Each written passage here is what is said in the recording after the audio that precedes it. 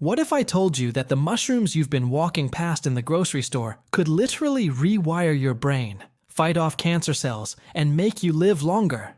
And no, I'm not talking about the magic kind. I'm talking about the regular mushroom sitting right there next to the lettuce. Here's something wild. There's a mushroom in Oregon that's literally the largest living organism on Earth. It's over 2,400 years old and covers more than 2,000 acres. That's bigger than 1,600 football fields, and it's all one single organism. If a fungus can survive and thrive for that long, what secrets is it hiding that we could use? Look, I used to think mushrooms were just those weird spongy things people put on pizza. But after diving deep into the research, talking to mycologists, and honestly experiencing some of these benefits myself, I realized we've been sleeping on one of nature's most powerful superfoods. And the craziest part, science is just now catching up to what ancient cultures have known for thousands of years. So here's what we're going to cover today. We're going to talk about how certain mushrooms can literally boost your immune system by up to 300%. We'll get into the ones that can regenerate nerve cells in your brain, which is huge for memory and focus.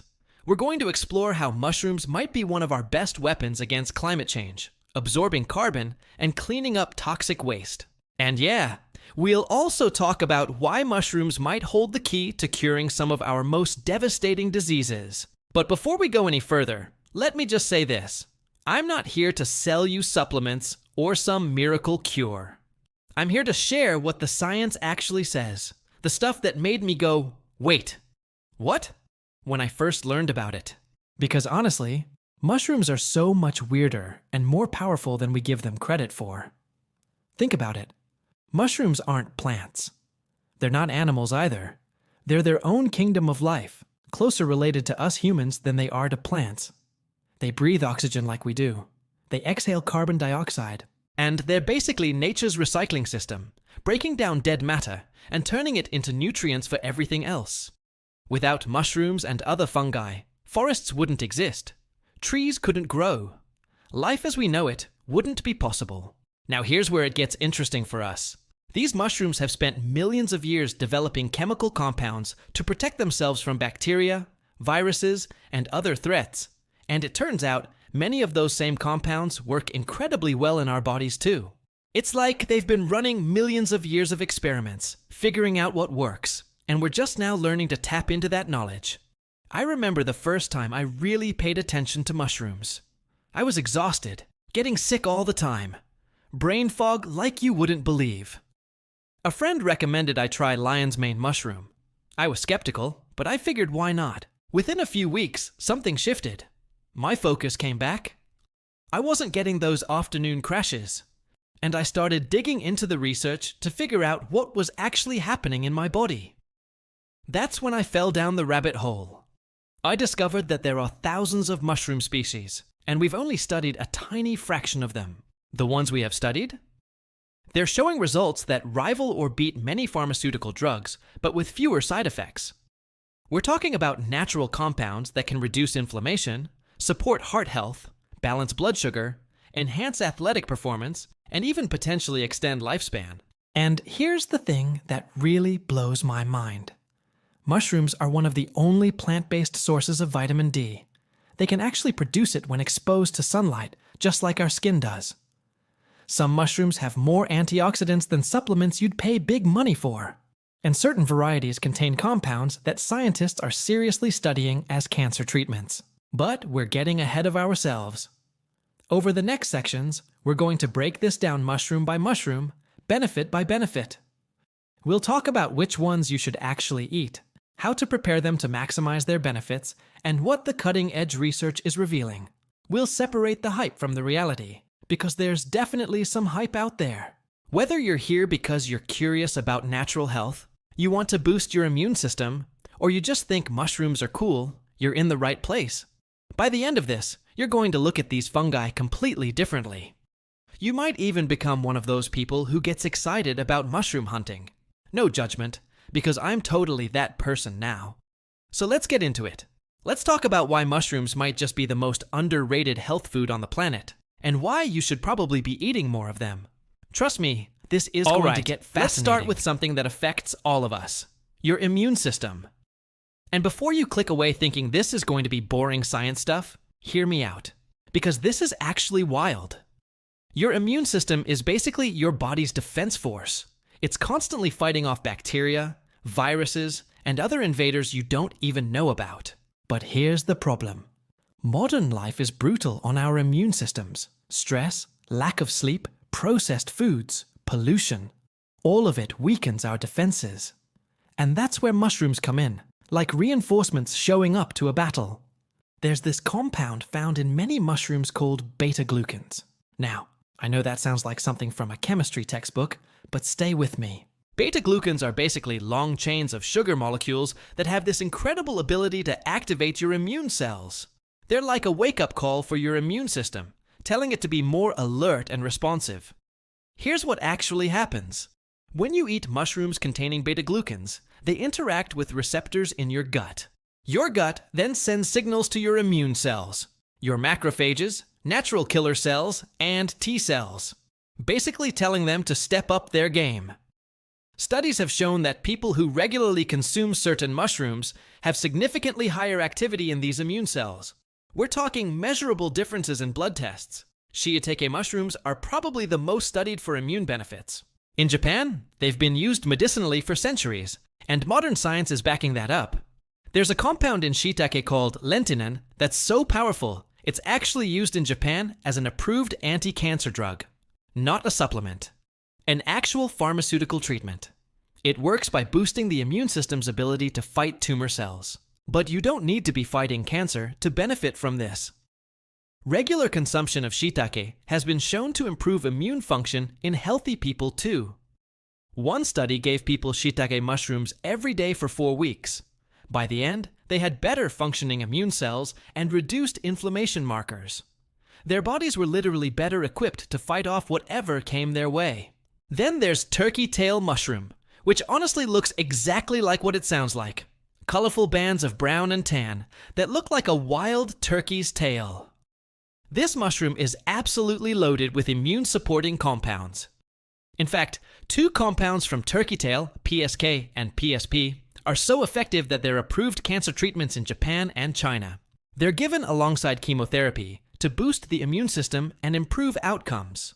What's fascinating is that these mushrooms don't just ramp up your immune system indiscriminately. That would be bad, because an overactive immune system can attack your own body. That's what autoimmune diseases are.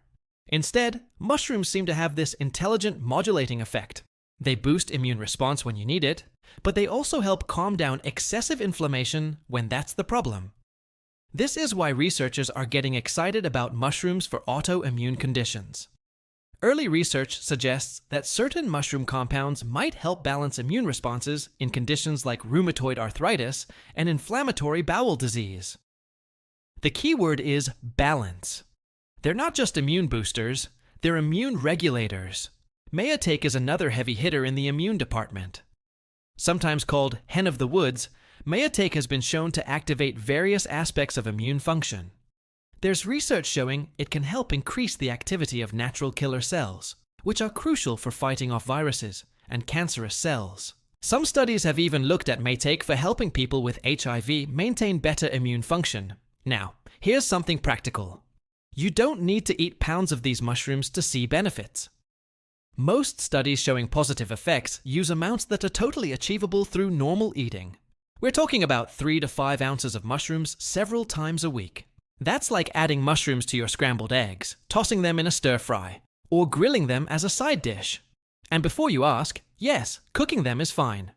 In fact, cooking mushrooms often makes their beneficial compounds more bioavailable, meaning your body can absorb and use them better. The cell walls of mushrooms are made of chitin, the same stuff in insect exoskeletons, and our bodies can't break that down well. Cooking softens those cell walls and releases the good stuff. One more thing about immune function. Mushrooms are also packed with other immune-supporting nutrients. They've got selenium, which is crucial for immune health. They contain ergothioneine, a powerful antioxidant that protects your cells from damage. Many varieties have significant amounts of vitamin D, especially if they've been exposed to UV light. All of these work together to support your body's defenses. The bottom line? If you're looking for a natural way to support your immune system, Mushrooms are one of the most scientifically validated options out there. Not hyped up marketing claims, but actual peer-reviewed research showing real benefits. And we're just getting started on what these fungi can do. Let's talk about your brain, because this is where mushrooms get really interesting. And I'm not talking about psychedelic mushrooms here, although those have their own fascinating research happening. I'm talking about regular, legal mushrooms that can actually help your brain work better, protect it from aging, and possibly even regenerate damaged nerve cells. The star of the show here is lion's mane mushroom. This thing looks absolutely bizarre, like a white pom-pom, or a lion's mane, hence the name. But what it does for your brain is even more remarkable than how it looks. Lion's mane contains compounds called hericinones and erinacines. These tongue twisters are special because they can cross the blood-brain barrier, which is notoriously difficult for most substances to do. Once they're in your brain, they stimulate the production of something called nerve growth factor, or NGF. Now, NGF is crucial. It's a protein that helps your brain grow new neurons and maintain existing ones. Think of it as fertilizer for your brain. As we age, our production of NGF decreases, and that's part of why we experience cognitive decline. Memory gets worse, focus becomes harder, processing speed slows down. But lion's mane can actually boost NGF production, potentially slowing or even reversing some of that decline. The research on this is genuinely exciting. One study in Japan gave older adults with mild cognitive impairment lion's mane extract for 16 weeks. Their cognitive function scores improved significantly compared to the placebo group. Even more interesting, when they stopped taking the lion's mane, their scores declined again. This suggests ongoing benefits with regular use. Another study looked at people with anxiety and depression, two conditions often linked to inflammation in the brain. After 4 weeks of consuming lion's mane cookies, yes, cookies, participants reported reduced symptoms of both anxiety and depression. The researchers believe this is partly due to lion's mane's anti-inflammatory effects in the brain, and partly due to its support of overall brain health. But here's what really caught my attention. There's emerging research on lion's mane for neurodegenerative diseases like Alzheimer's and Parkinson's. Animal studies have shown that lion's mane can reduce the formation of amyloid plaques, the protein clumps that are a hallmark of Alzheimer's disease. In some studies, it even helped improve memory and cognitive function in mice bred to develop Alzheimer's-like symptoms. Now, we need to be careful here. Animal studies don't always translate to humans, and we need more human trials before making big claims. But the preliminary evidence is promising enough that researchers are actively pursuing this line of study. The fact that lion's mane is safe, natural, and has been consumed for centuries makes it an attractive option for brain health support. But lion's mane isn't the only brain-boosting mushroom. Cordyceps, which has its own wild origin story we'll get to later, has been shown to improve mental energy and reduce fatigue. Athletes use it for physical stamina, but it also seems to help with mental stamina, staying focused and sharp during long periods of concentration. Reishi mushroom, often called the mushroom of immortality in traditional Chinese medicine, has compounds that support brain health in different ways. It's particularly good at reducing stress and improving sleep quality, both of which are crucial for cognitive function. Poor sleep is one of the fastest ways to wreck your brain health, and reishi's calming effects can help with that. There's also interesting research on chaga mushroom for brain health. Chaga grows on birch trees in cold climates and looks like a burnt chunk of wood. But inside, it's packed with antioxidants, more than almost any other food.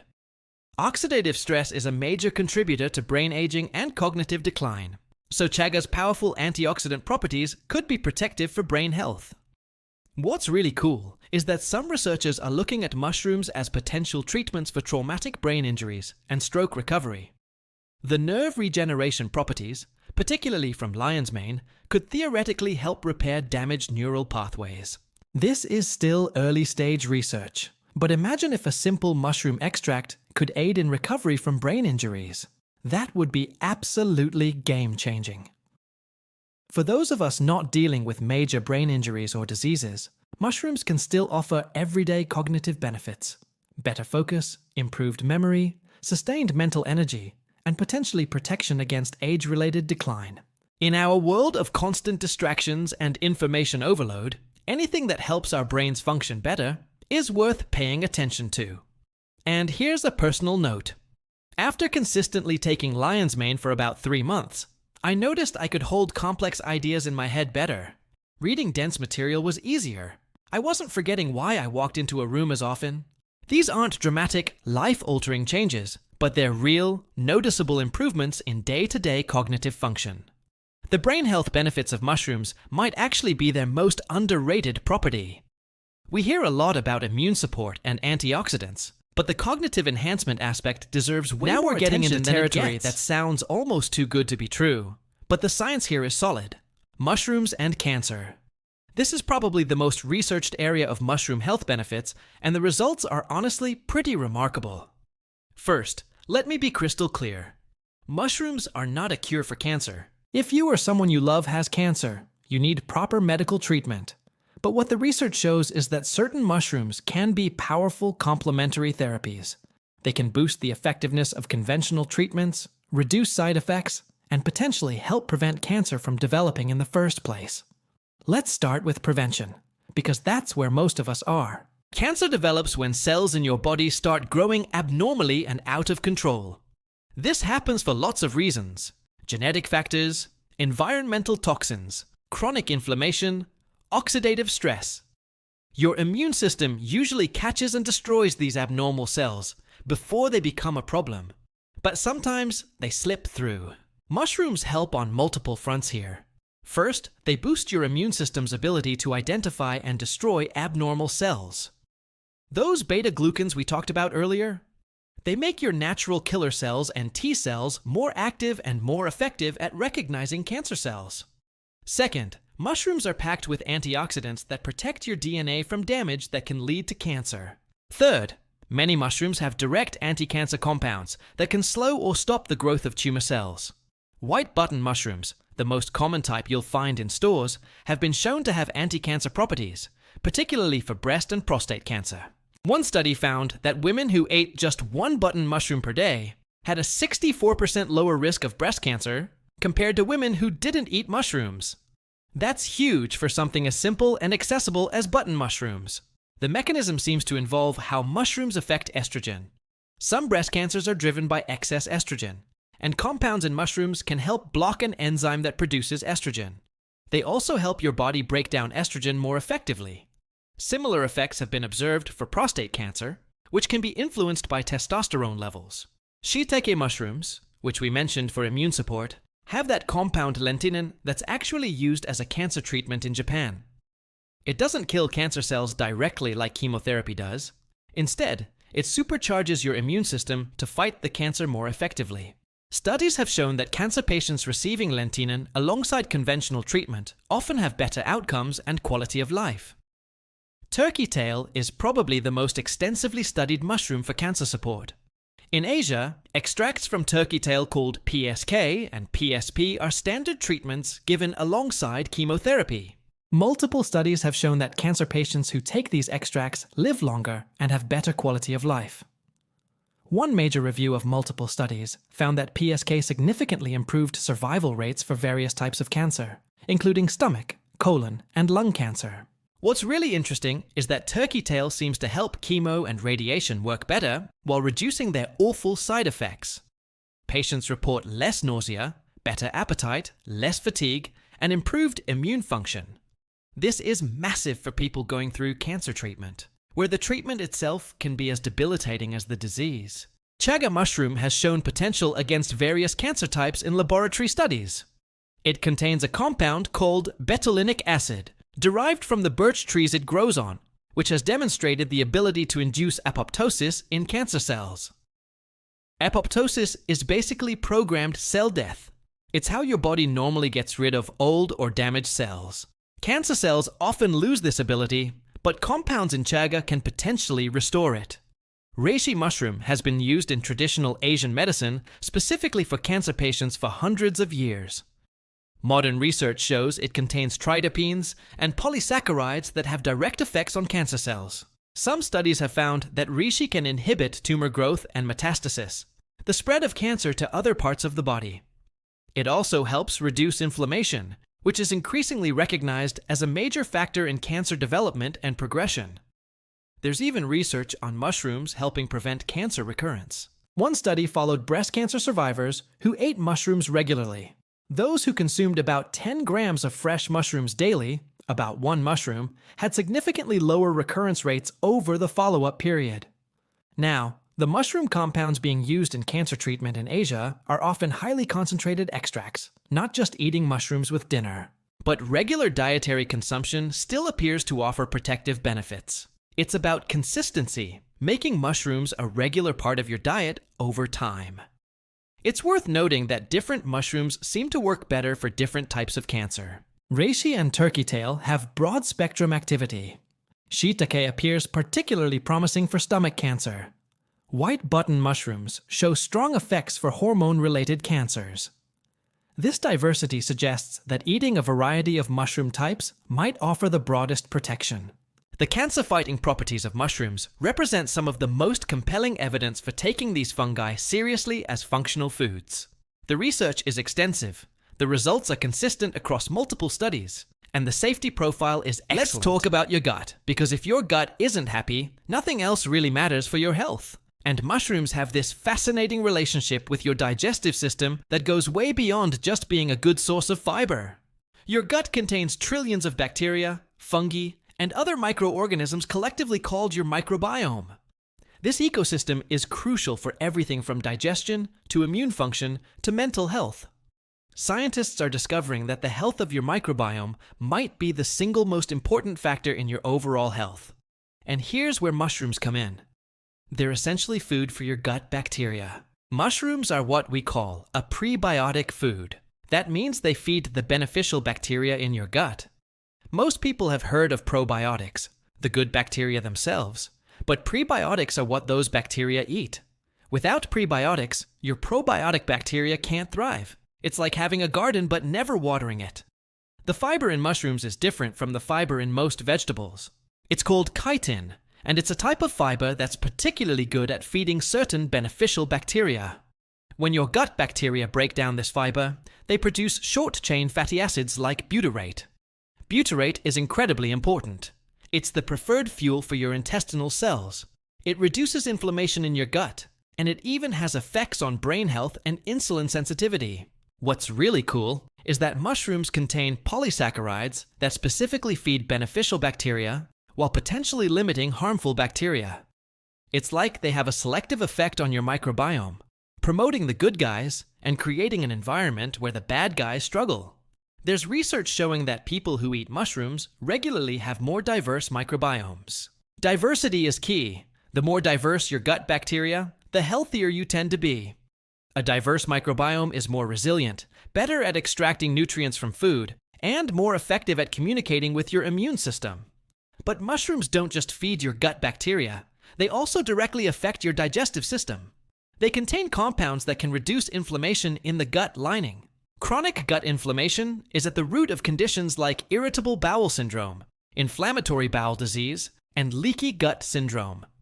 The anti-inflammatory compounds in mushrooms, particularly from varieties like reishi and turkey tail, can help soothe this inflammation.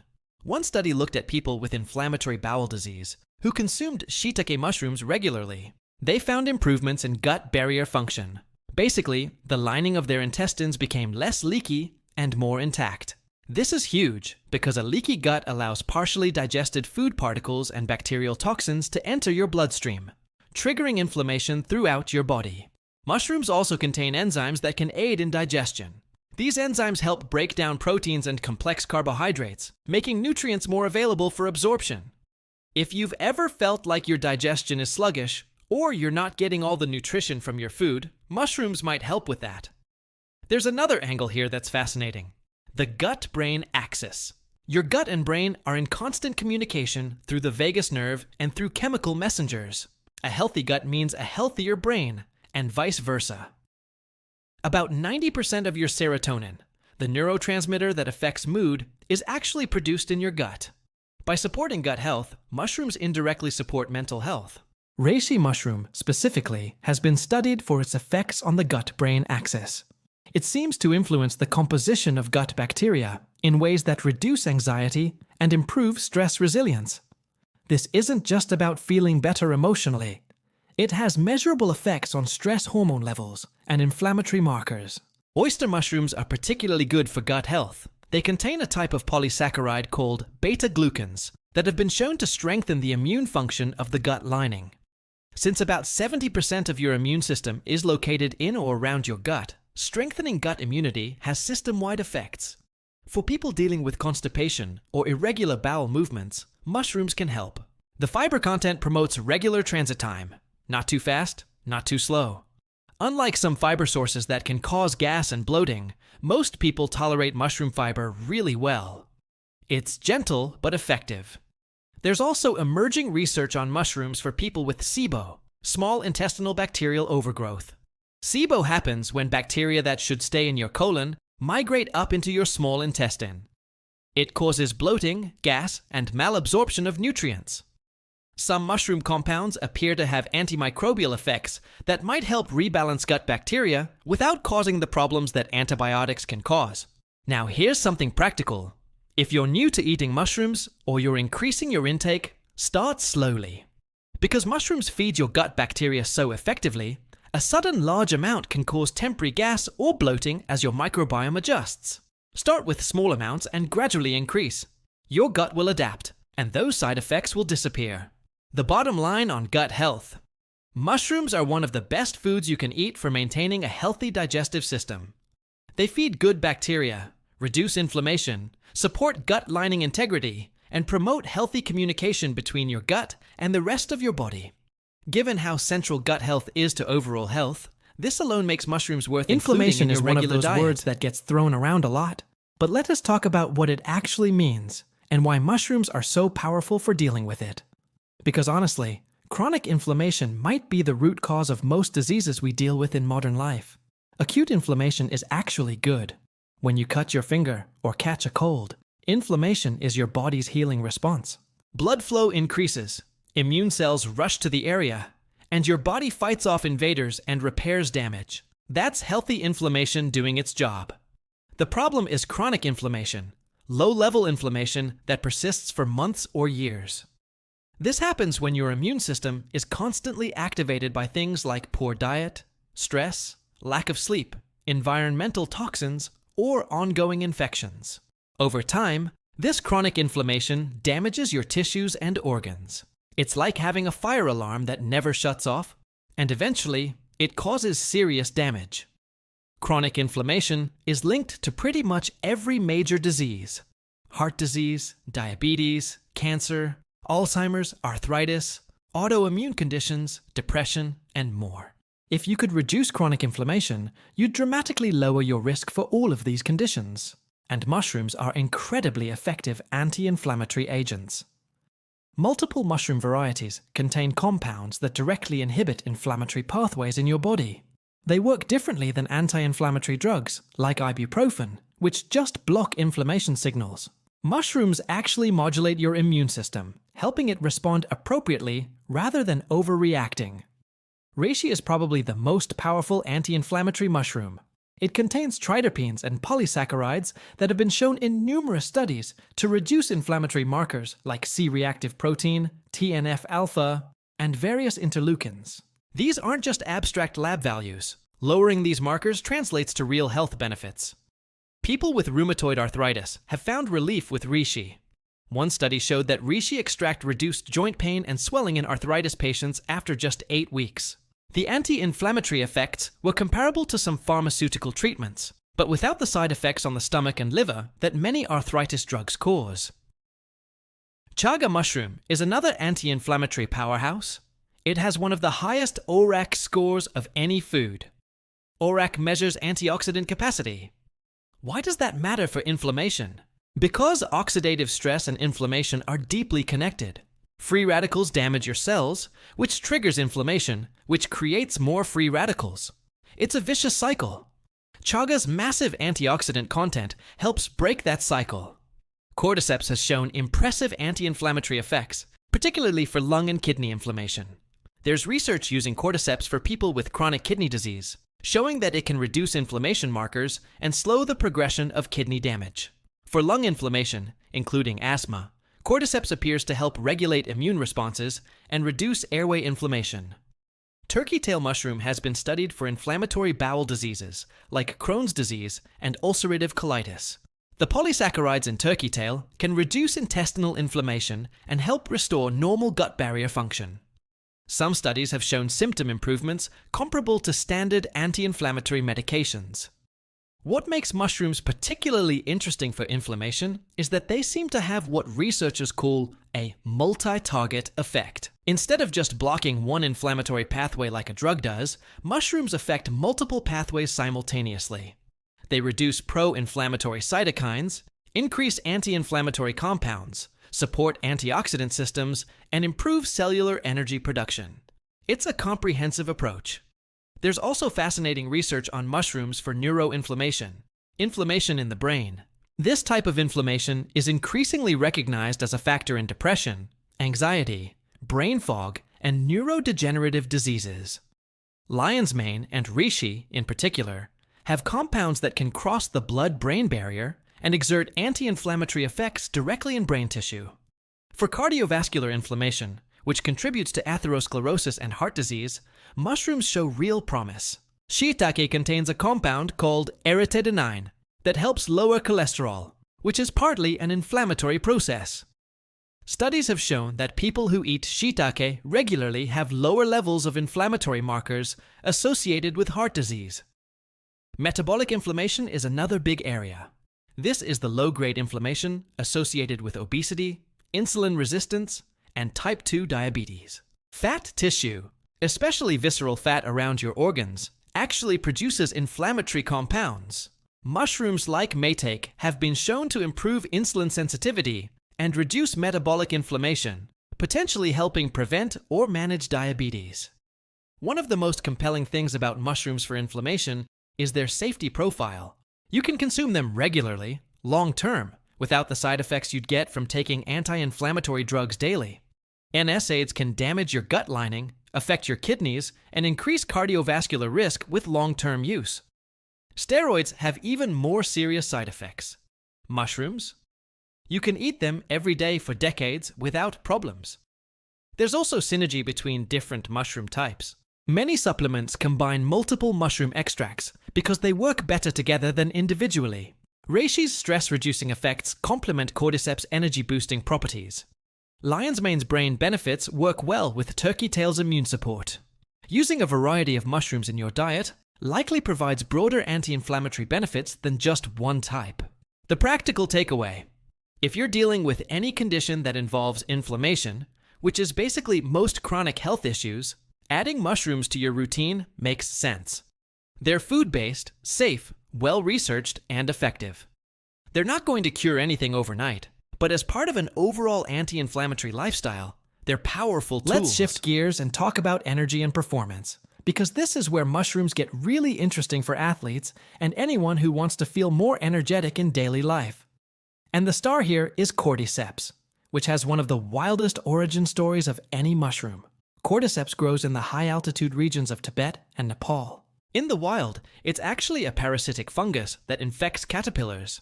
The fungus takes over the caterpillar's body, grows through it, and eventually sprouts out of its head. I know, that sounds like something from a horror movie. But what it does for human performance is remarkable.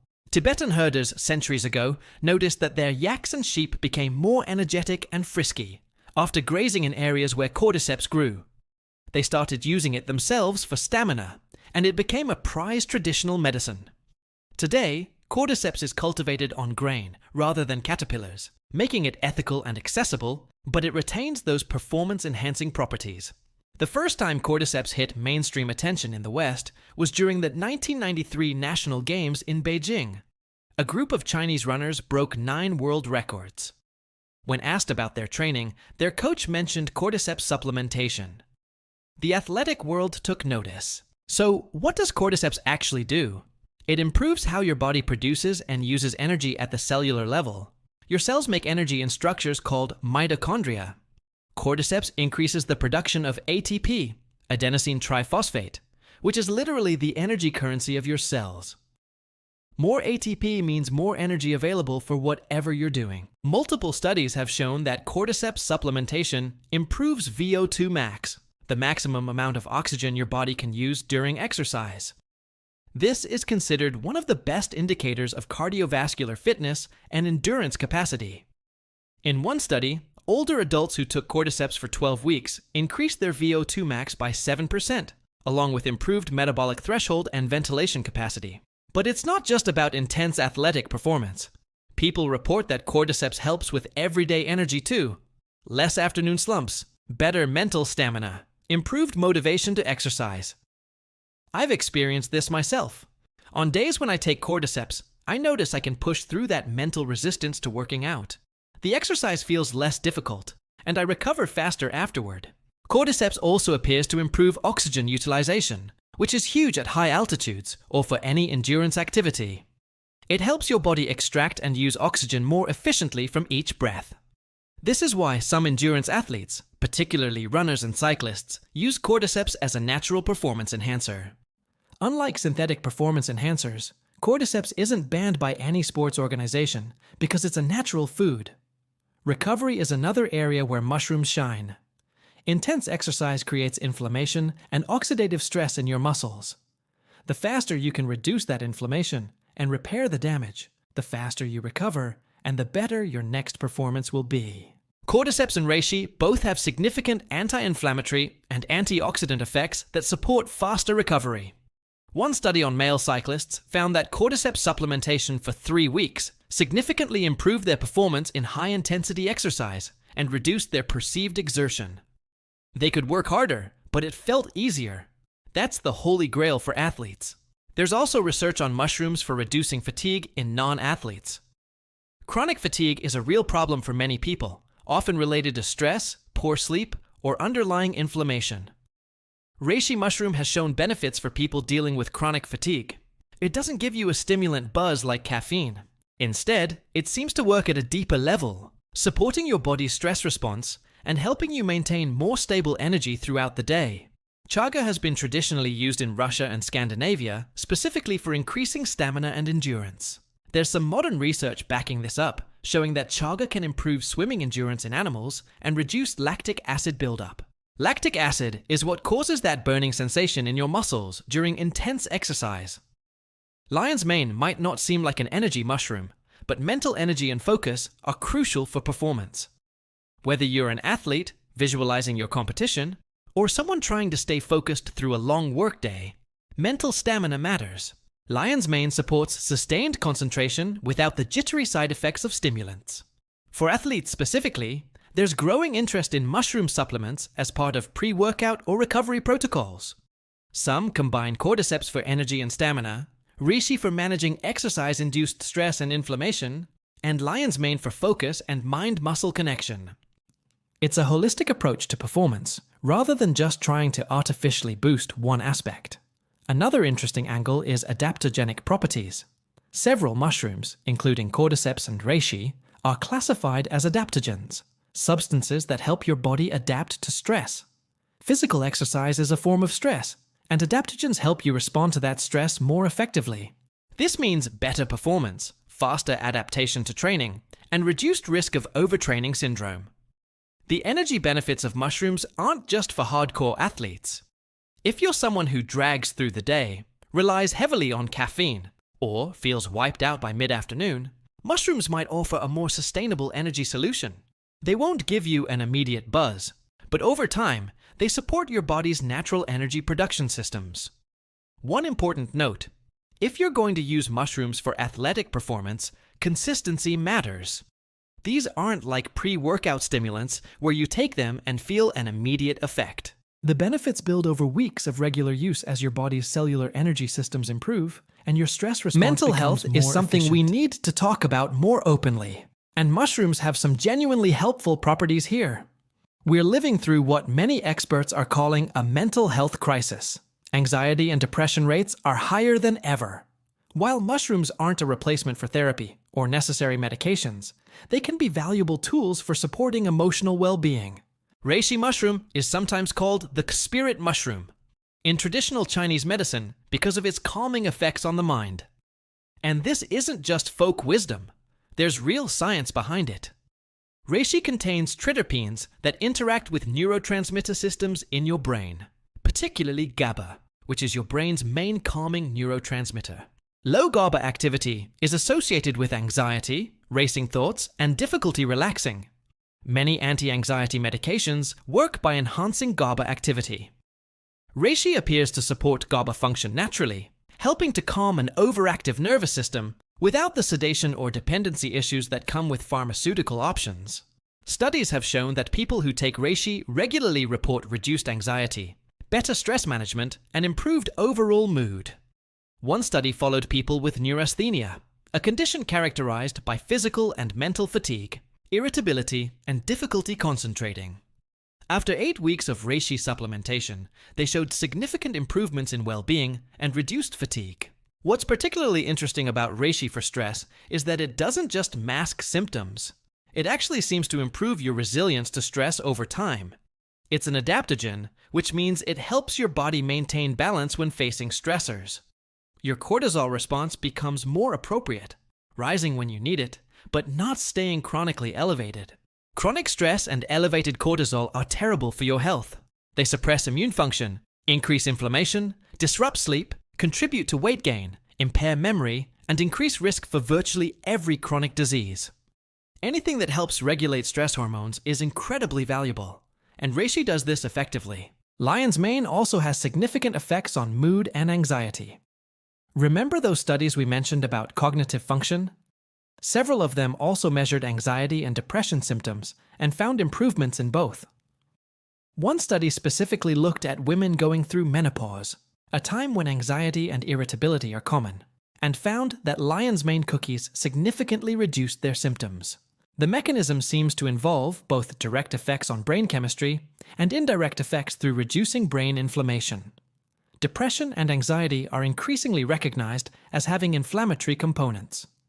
When inflammation in the brain decreases, mood often improves. Lion's mane's neuroprotective and anti-inflammatory properties may contribute to its mood-supporting effects. There's also the gut connection we talked about earlier.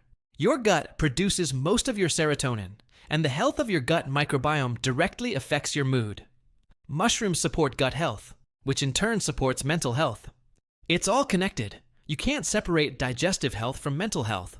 Cordyceps might seem like just an energy mushroom, but it has mood benefits too. Part of depression often involves lack of motivation and energy.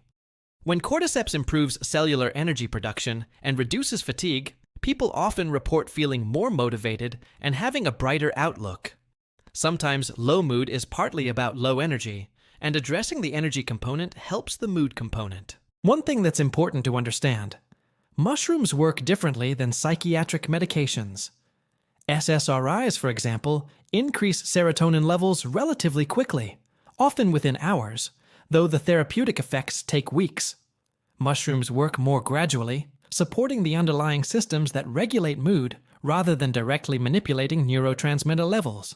This means they're probably most useful for mild to moderate mood issues, general stress, and prevention. If you're dealing with severe depression or anxiety, you need professional help and potentially medication. But for the everyday stress, worry, and low mood that many of us experience, mushrooms can be genuinely helpful. I'll share something personal here. I went through a period of pretty significant anxiety. Not clinical anxiety disorder, but enough that it was affecting my quality of life. Racing thoughts at night, constant worry, feeling on edge. I started taking reishi in the evening, and within a few weeks, I noticed a shift. Not dramatic, not like a switch flipping, but a gradual easing. Sleep improved first, then the racing thoughts calmed down, then the general sense of tension started lifting. What I appreciated was that it didn't make me feel sedated or foggy. I wasn't less sharp mentally, I was just less anxious. That's the difference between a substance that supports natural balance versus one that suppresses normal function. There's also interesting research on mushrooms for sleep quality, which is intimately connected to mood. Poor sleep makes anxiety and depression worse. Anxiety and depression make sleep worse. It's another vicious cycle. Reishi's calming properties can help improve sleep without causing morning grogginess. Better sleep supports better mood, creating a positive cycle instead. Some people combine different mushrooms for mental health support, reishi in the evening for calm and sleep, lion's mane in the morning for focus and mood, cordyceps during the day for energy and motivation. This comprehensive approach addresses multiple aspects of mental well-being. The bottom line: if you are struggling with stress, mild anxiety, or low mood, mushrooms are worth considering as part of your toolkit. They're safe, well-tolerated, and backed by both traditional use and modern research. They won't cure severe mental health conditions, but they can absolutely support emotional resilience and well-being. Let's talk about blood sugar, because metabolic health is absolutely fundamental to overall health, and mushrooms have some impressive effects here. With diabetes and prediabetes affecting hundreds of millions of people worldwide, anything that helps regulate blood sugar naturally is worth serious attention. First, some background. When you eat, your blood sugar rises. Your pancreas releases insulin, which helps shuttle that sugar into your cells for energy. That's the normal, healthy process. But when this system gets disrupted, through poor diet, excess weight, chronic stress, or lack of exercise, you develop insulin resistance. Your cells stop responding well to insulin, so your blood sugar stays elevated, and your pancreas has to pump out more and more insulin. Over time, this leads to prediabetes and eventually type 2 diabetes. But even before you reach diabetes, chronically elevated blood sugar and insulin cause problems. They promote inflammation, damage blood vessels, increase heart disease risk, contribute to weight gain, disrupt hormones, and accelerate aging. Blood sugar regulation is crucial.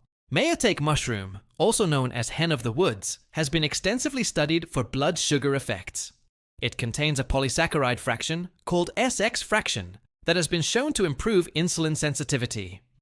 In animal studies, mayatake reduced blood sugar levels and improved the body's response to insulin. Human studies have shown similar benefits. One study gave mayatake extract to people with type 2 diabetes for 12 weeks.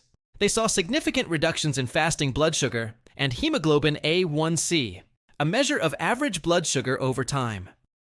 Some participants were able to reduce their diabetes medication doses under medical supervision. That's a big deal. The mechanism appears to involve several pathways. Mayatake helps your cells respond better to insulin, so you need less of it to do the job.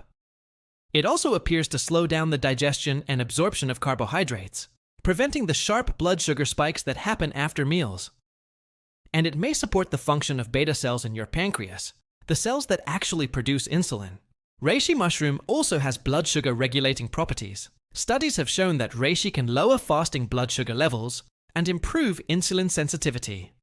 One of the ways it does this is by reducing inflammation and oxidative stress in your pancreas and liver, two organs that are crucial for blood sugar control. There's also evidence that reishi can help prevent some of the complications of diabetes. High blood sugar damages blood vessels and nerves, leading to complications like diabetic neuropathy, kidney disease, and vision problems. Reishi's antioxidant and anti-inflammatory effects may help protect against some of this damage. Cordyceps has shown interesting effects on blood sugar as well. In traditional Chinese medicine, it's been used to treat both high and low blood sugar, which suggests it has a balancing effect. Modern research supports this. Cordyceps appears to improve glucose metabolism, how your body processes and uses sugar for energy. One interesting study looked at cordyceps for people with chronic kidney disease and diabetes, a common and dangerous combination. The cordyceps group showed improvements in both kidney function markers and blood sugar control. This suggests protective effects beyond just lowering blood sugar. Chaga mushroom has been studied for its effects on blood sugar and insulin resistance. It contains polysaccharides that have been shown to lower blood sugar levels in diabetic animals. There's also evidence that chaga can help reduce the advanced glycation end products, AGEs, that form when sugar molecules stick to proteins in your body. AGEs are one of the ways that high blood sugar causes damage to tissues. What's particularly valuable about mushrooms for blood sugar is that they don't just lower it, they help regulate it. This is important because blood sugar that's too low is also dangerous, causing symptoms like shakiness, confusion, and even loss of consciousness. Mushrooms appear to help bring blood sugar into a healthy range and keep it stable rather than driving it too low. For people who don't have diabetes but want to prevent it, which should be everyone, given how common it is, mushrooms can be part of a blood sugar-friendly diet. They're low in calories and carbohydrates themselves, high in fiber which slows sugar absorption, and contain those beneficial compounds that improve insulin sensitivity. There's also the weight management angle. Insulin resistance and weight gain feed into each other. The more insulin resistant you become, the harder it is to lose weight. And excess weight, especially around the abdomen, worsens insulin resistance. By improving insulin sensitivity, mushrooms may help break this cycle and support weight management efforts. Some research has looked at mushrooms for metabolic syndrome, a cluster of conditions including high blood sugar, high blood pressure, excess abdominal fat, and abnormal cholesterol levels. Having metabolic syndrome dramatically increases your risk for heart disease, stroke, and diabetes. Mushrooms, particularly maitake and reishi, have shown benefits for multiple components of metabolic syndrome simultaneously. It's worth noting that blood sugar effects can vary between individuals. Some people respond dramatically to mushroom supplementation, while others see more modest benefits. Factors like genetics, overall diet, exercise habits, and how progressed insulin resistance is all play a role. The practical advice: if you're dealing with blood sugar issues, or you want to prevent them, adding mushrooms to your routine makes sense. They work synergistically with other healthy lifestyle factors like exercise and good diet. They're not going to fix a terrible diet, but as part of an overall metabolic health strategy, your heart and blood vessels are literally what keep you alive. So let's talk about how mushrooms support cardiovascular health. Heart disease is still the leading cause of death globally, and while genetics play a role, lifestyle factors including diet are huge. Mushrooms have multiple mechanisms that protect your heart and blood vessels. Let's start with cholesterol, because high cholesterol is one of the major risk factors for heart disease. Shiitake mushrooms contain a compound called aritetanine that has been shown to lower cholesterol levels. It works by affecting how your liver processes cholesterol. Specifically, it inhibits an enzyme involved in cholesterol synthesis. Studies have shown that people who eat shiitake regularly can see reductions in total cholesterol and LDL cholesterol, the set, bad kind, that contributes to plaque buildup in arteries. In one study, participants who ate shiitake mushrooms daily for 4 weeks saw their cholesterol drop by about 10%. That might not sound dramatic, but a 10% reduction in cholesterol can translate to a significant reduction in heart disease risk. Oyster mushrooms also have cholesterol-lowering effects. They contain a statin-like compound called lovastatin. Yes, similar to the cholesterol-lowering drugs. The amount in mushrooms is much lower than in pharmaceutical statins, but regular consumption can contribute to healthier cholesterol levels without the side effects that some people experience from statin drugs. Beyond cholesterol, mushrooms have multiple benefits for blood vessels themselves. Your blood vessels are lined with a thin layer of cells called the endothelium. Healthy endothelial function is crucial.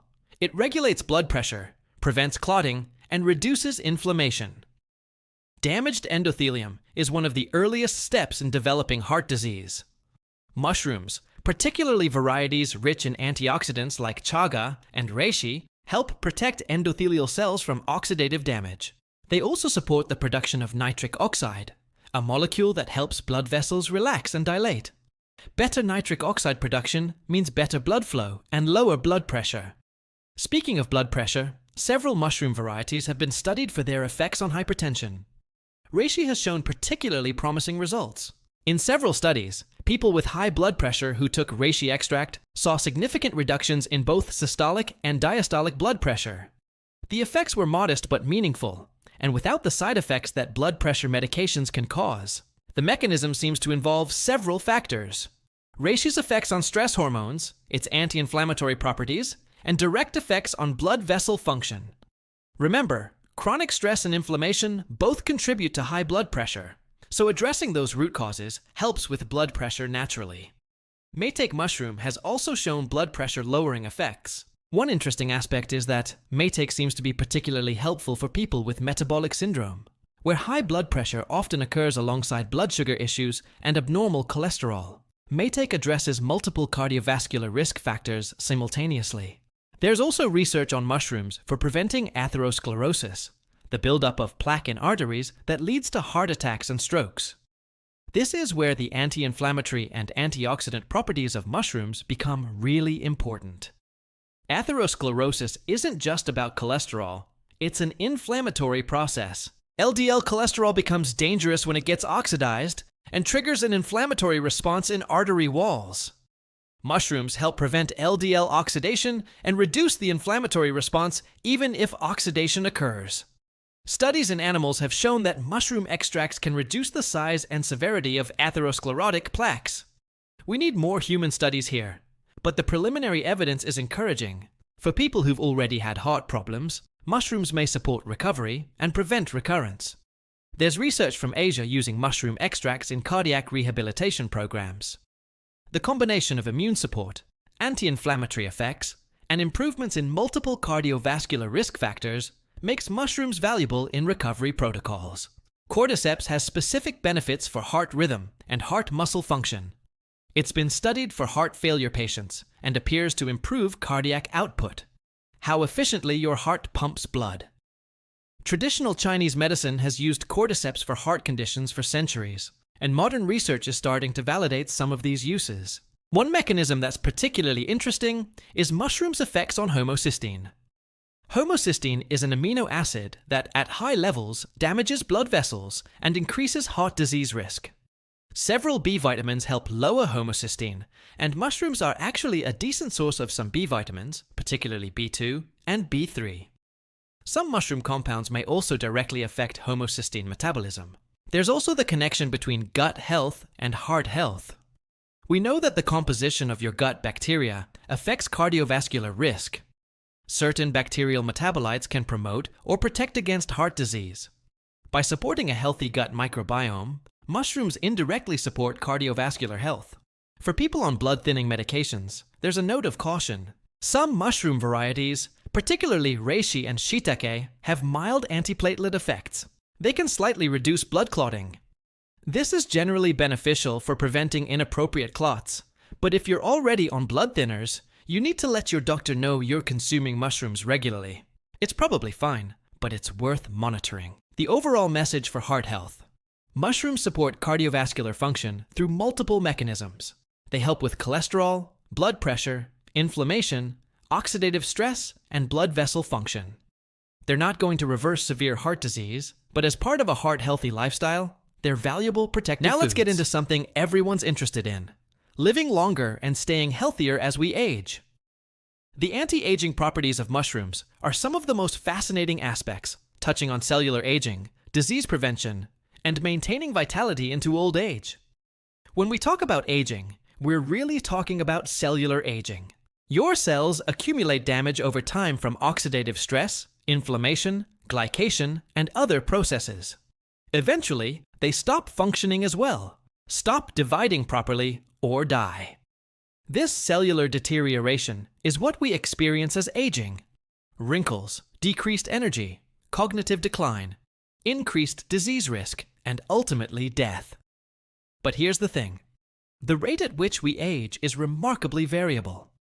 Some people are biologically much younger than their chronological age, while others are the opposite. And a significant portion of this is under our control through lifestyle factors, including what we eat. Mushrooms are increasingly being studied as longevity foods, and reishi is often at the center of this research. It's called the mushroom of immortality in traditional Chinese medicine, and while it won't make you literally immortal, there are good reasons for this reputation. Reishi contains powerful antioxidant compounds, particularly triterpenes and polysaccharides, that protect cells from oxidative damage. Oxidative stress is one of the hallmarks of aging. It's basically cellular rust. The more effectively you can combat oxidative stress, the slower your cells age. Reishi has been shown to enhance your body's own antioxidant systems, not just provide external antioxidants. There's also fascinating research on reishi and telomeres. Telomeres are protective caps on the ends of your chromosomes, kind of like the plastic tips on shoelaces. Every time your cells divide, telomeres get a bit shorter. When they get too short, cells can't divide anymore and become senescent or die. Telomere length is strongly associated with biological age and lifespan. Some research suggests that reishi and other medicinal mushrooms may help protect telomere length through their antioxidant and anti-inflammatory effects. The mechanisms aren't fully understood yet, But the connection between mushroom consumption and markers of cellular aging is intriguing. Chaga is another longevity superstar. It has one of the highest antioxidant concentrations of any food, measured by ORAC score. In regions where chaga consumption is traditional, particularly parts of Russia and Siberia, there are reports of increased longevity and lower rates of certain age-related diseases.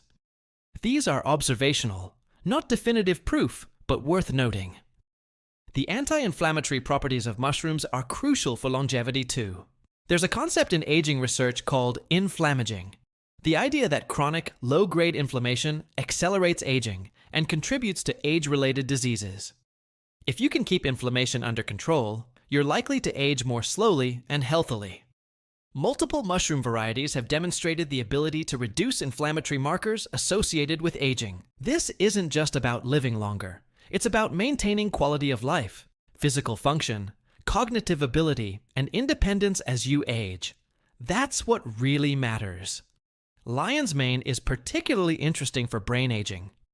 Cognitive decline is one of the most feared aspects of aging. The possibility of maintaining sharp cognitive function well into old age is hugely appealing. Lion's mane's ability to support nerve growth factor production and potentially regenerate neurons could be incredibly valuable for cognitive longevity. There's research showing that people who consume mushrooms regularly, we're talking a few times per week, have lower rates of mild cognitive impairment as they age. One large study in Singapore found that older adults who ate mushrooms more than twice per week had significantly reduced odds of developing mild cognitive impairment compared to those who ate mushrooms less than once per week. Cordyceps has traditionally been used as an anti-aging tonic, and there's some interesting science behind this. It improves mitochondrial function, those cellular power plants we talked about earlier. As we age, mitochondrial function declines, leading to decreased energy and accelerated aging. By supporting mitochondrial health, cordyceps may help maintain cellular energy and slow aspects of aging. There are also studies showing that cordyceps can increase the activity of antioxidant enzymes like superoxide dismutase and glutathione peroxidase. These are your body's own built-in antioxidant systems, often more powerful than dietary antioxidants. Boosting their activity is a sophisticated way to combat aging at the cellular level. One aspect of longevity that doesn't get enough attention is stress resilience. Chronic stress accelerates aging through multiple mechanisms.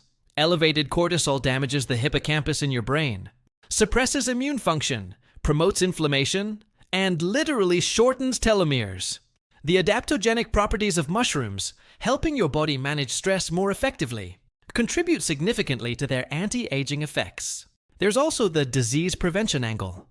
Many of the diseases we think of as part of aging, heart disease, cancer, diabetes, dementia, aren't inevitable.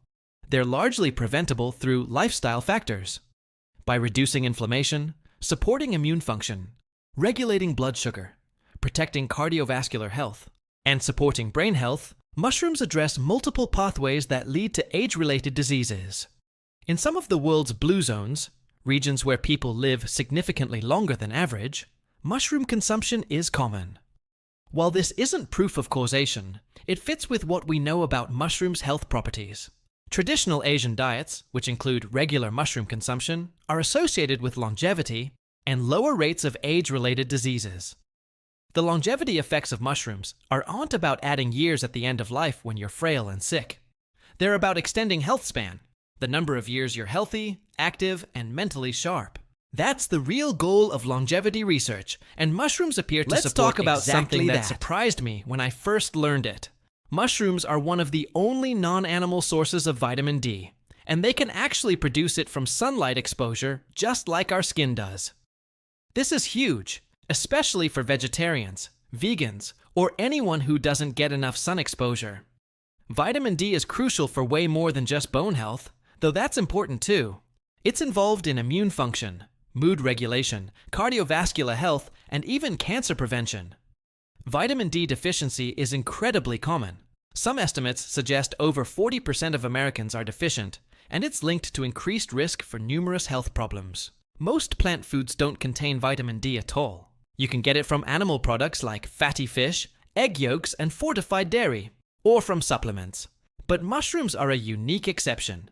They contain ergosterol, which converts to vitamin D2, ergocalciferol, when exposed to UV light, similar to how our skin produces vitamin D3 from sun exposure.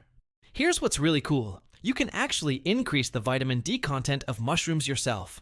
If you buy fresh mushrooms and set them in direct sunlight for 15 to 30 minutes, gill side up, their vitamin D content can increase dramatically.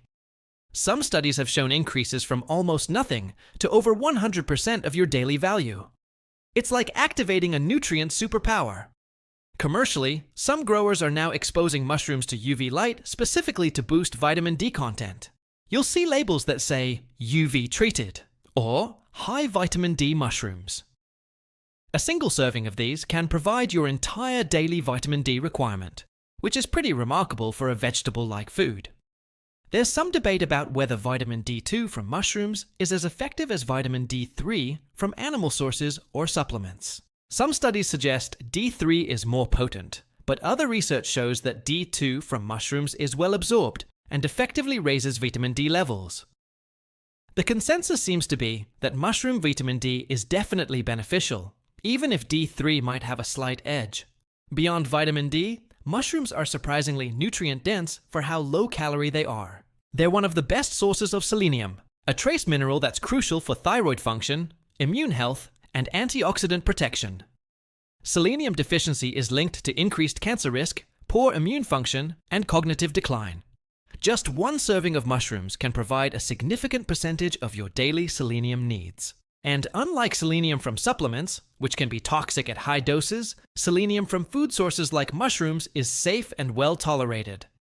Mushrooms are also rich in B vitamins, particularly B2, riboflavin, B3, niacin, and B5, pantothenic acid. These vitamins are essential for energy production, nervous system function, and countless metabolic processes. For people following plant-based diets, mushrooms are a valuable source of these vitamins. Copper is another nutrient found in good amounts in mushrooms. Copper is necessary for iron metabolism, energy production, and maintaining healthy connective tissue. It's also involved in neurotransmitter synthesis, so it affects mood and cognitive function. Mushrooms contain potassium, which is crucial for heart health and blood pressure regulation. They also provide phosphorus, important for bone health and energy production. And they're a source of various amino acids, the building blocks of proteins, though they're not a complete protein source by themselves. One nutrient in mushrooms that deserves special attention is ergothioneine. This is a unique antioxidant that specifically accumulates in parts of your body that experience high oxidative stress: your eyes, liver, kidneys, and bone marrow. Humans can't make ergothioneine. We have to get it from our diet, and mushrooms are by far the richest dietary source. Ergothioneine is increasingly recognized as important for long-term health. It protects mitochondria from oxidative damage, reduces inflammation, and may play a role in preventing age-related diseases. Some researchers have even suggested that ergothioneine should be considered a vitamin because of how important it is, and how difficult it is to get from most foods. The nutrient density of mushrooms varies by type. For example, shiitake mushrooms are particularly high in B vitamins and copper. Oyster mushrooms have more protein than many other varieties. Porcini mushrooms are especially rich in selenium. Eating a variety of mushrooms ensures you're getting a broad spectrum of nutrients. What's also worth noting is that mushrooms are incredibly low in calories, while being filling due to their fiber and water content. A cup of mushrooms has only about 15 to 20 calories. This makes them a nutrient-dense food in the truest sense. Lots of nutrition per calorie. For anyone trying to manage weight while maintaining good nutrition, mushrooms are ideal. The fiber in mushrooms is another key nutrient aspect. It's not just quantity, but quality. Mushroom fiber includes beta-glucans and chitin, which have specific health benefits beyond regular fiber. They feed beneficial gut bacteria, support immune function, and help regulate blood sugar and cholesterol. One thing to remember, cooking mushrooms makes many of their nutrients more bioavailable. Raw mushrooms have tough cell walls that our digestive systems struggle to break down. Cooking softens those walls and releases the nutrients, making them easier for your body to absorb and use. The overall picture. Mushrooms are nutritional powerhouses that provide nutrients that are hard to get from other plant foods. They're not just about the bioactive compounds and medicinal properties. They're legitimately nutritious foods that deserve a place in any healthy diet. Your liver is probably the most underappreciated organ in your body. It performs over 500 different functions, including filtering your blood, producing bile for digestion, storing energy, synthesizing proteins, and breaking down toxins. And mushrooms, particularly certain varieties, have remarkable abilities to support liver health and detoxification. Let's start with what detoxification actually means, because there's a lot of nonsense out there. Your body is constantly detoxifying. It's not something you only do with a juice cleanse. Your liver, kidneys, lungs, skin, and digestive system are constantly processing and eliminating waste products and toxins. The question is, how efficiently are these systems working, and can we support them? Reishi mushroom has been extensively studied for liver protection. It contains tridipines that have hepatoprotective properties, meaning they protect liver cells from damage. In studies where animals were exposed to liver toxins, those given reishi extract had significantly less liver damage than those without it. For humans, this translates to potential protection against various types of liver stress. Whether it's alcohol, medications, environmental toxins, or the metabolic byproducts your liver constantly processes, reishi helps shield liver cells and supports their regeneration when damage occurs. There's also research on reishi for people with fatty liver disease, which is becoming incredibly common due to obesity and diabetes. Fatty liver can progress to inflammation, scarring, and eventually liver failure. Studies have shown that reishi can reduce liver fat accumulation, decrease inflammation markers, and improve liver enzyme levels in people with fatty liver disease. Turkey tail mushroom has shown promise for liver health too, particularly for people dealing with hepatitis or liver damage from various causes. The polysaccharides in turkey tail support liver function and may help reduce viral load in people with hepatitis B and C. One of the interesting things about medicinal mushrooms is their ability to upregulate phase 2 T-sertinol, detoxification enzymes in your liver. Your liver detoxifies substances in two main phases. Phase 1 enzymes modify toxins to make them more reactive, and phase 2 enzymes then attach other molecules to neutralize them and make them water-soluble for elimination. The problem is, when phase 1 is overactive relative to phase 2, this creates an accumulation of reactive intermediate compounds that can damage liver cells. Mushrooms help balance this process, ensuring that phase 2 keeps up with phase 1, leading to more efficient and safer detoxification. Chaga mushroom is particularly powerful for liver support. It's been used in Russian and Siberian folk medicine, specifically for liver and digestive issues. Modern research shows that chaga has strong hepatoprotective effects, reducing oxidative stress in liver tissue and supporting liver cell regeneration. In animal studies, chaga has been shown to protect against liver damage from various toxins, including acetaminophen, Tylenol, which is a common cause of liver injury when taken in excess. While you obviously shouldn't rely on chaga to protect you if you're overdosing on medications, it suggests a general liver protective effect. Shiitake contains a compound called aritadenine that we mentioned for cholesterol, but it also supports liver function in other ways. It helps your liver process fats more efficiently, which is important for preventing fatty liver disease and maintaining overall liver health. The antioxidant properties of mushrooms are particularly important for liver health. Your liver deals with a constant barrage of oxidative stress from the toxins it processes. Having robust antioxidant defenses protects liver cells from this damage. Mushrooms both provide antioxidants directly and stimulate your body's production of its own antioxidants, like glutathione. Glutathione is your body's master antioxidant, and it's especially concentrated in your liver. It's crucial for detoxification. Several mushroom varieties have been shown to increase glutathione levels, effectively boosting your liver's detoxification capacity.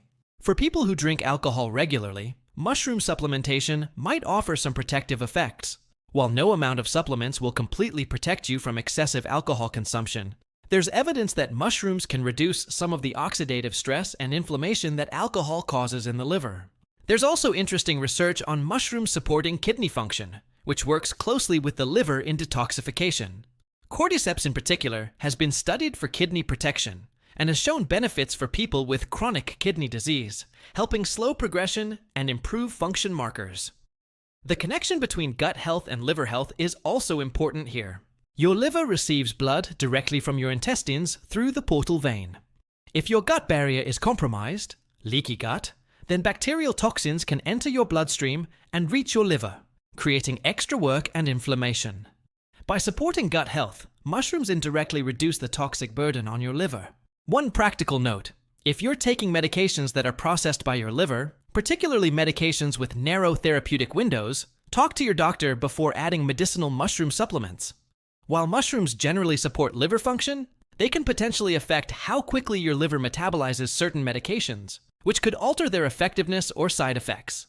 The key message for liver health: your liver works incredibly hard every single day, and supporting it with liver-protective foods like mushrooms is a smart, long-term health strategy. You might not notice immediate effects, but over time, maintaining healthy liver function affects virtually every aspect of your health. Let us step back from human health for a moment and talk about why mushrooms are absolutely crucial for the planet's health. Because honestly, the more you learn about fungi in nature, the more mind-blowing it becomes. And this connects to why they're so beneficial for us. These organisms have evolved incredibly sophisticated biochemical systems over hundreds of millions of years. Fungi are nature's recyclers. Without them, forests would be buried under layers and layers of dead plant matter. Trees would topple over, leaves would fall, branches would accumulate, and nothing would break down. The entire carbon cycle would grind to a halt. Fungi decompose all of this organic matter, breaking it down into nutrients that plants can use again. It's a complete recycling system, but it goes way deeper than just decomposition. Most trees are actually connected underground through massive fungal networks called mycorrhizal networks. The fungi form partnerships with tree roots, extending the root system by hundreds or thousands of times. The fungus helps the tree absorb water and nutrients, particularly phosphorus and nitrogen, from the soil. In exchange, the tree provides the fungus with sugars from photosynthesis. This relationship is so fundamental that most plants couldn't survive without it. When you plant a tree, it needs to connect to these fungal networks or it won't thrive. Some estimates suggest that over 90% of plant species form these mycorrhizal relationships. It's not an optional partnership. It's essential to how forests function. Even more fascinating, these fungal networks connect different trees together. Scientists have discovered that trees can actually share resources through fungal networks. A mother tree can send nutrients to her offspring through the network. Trees under stress can receive support from healthier trees. Some researchers call it the Wood Wide Web, an underground internet of communication and resource sharing. Trees can even send chemical signals through these networks to warn each other about insect attacks or disease. When one tree is attacked by beetles, it can release chemicals into the fungal network that trigger defensive responses in neighboring trees before they're attacked. This is collective defense through fungal communication channels. The environmental implications of fungi go even further. Fungi are being used to clean up pollution in a process called mycoremediation.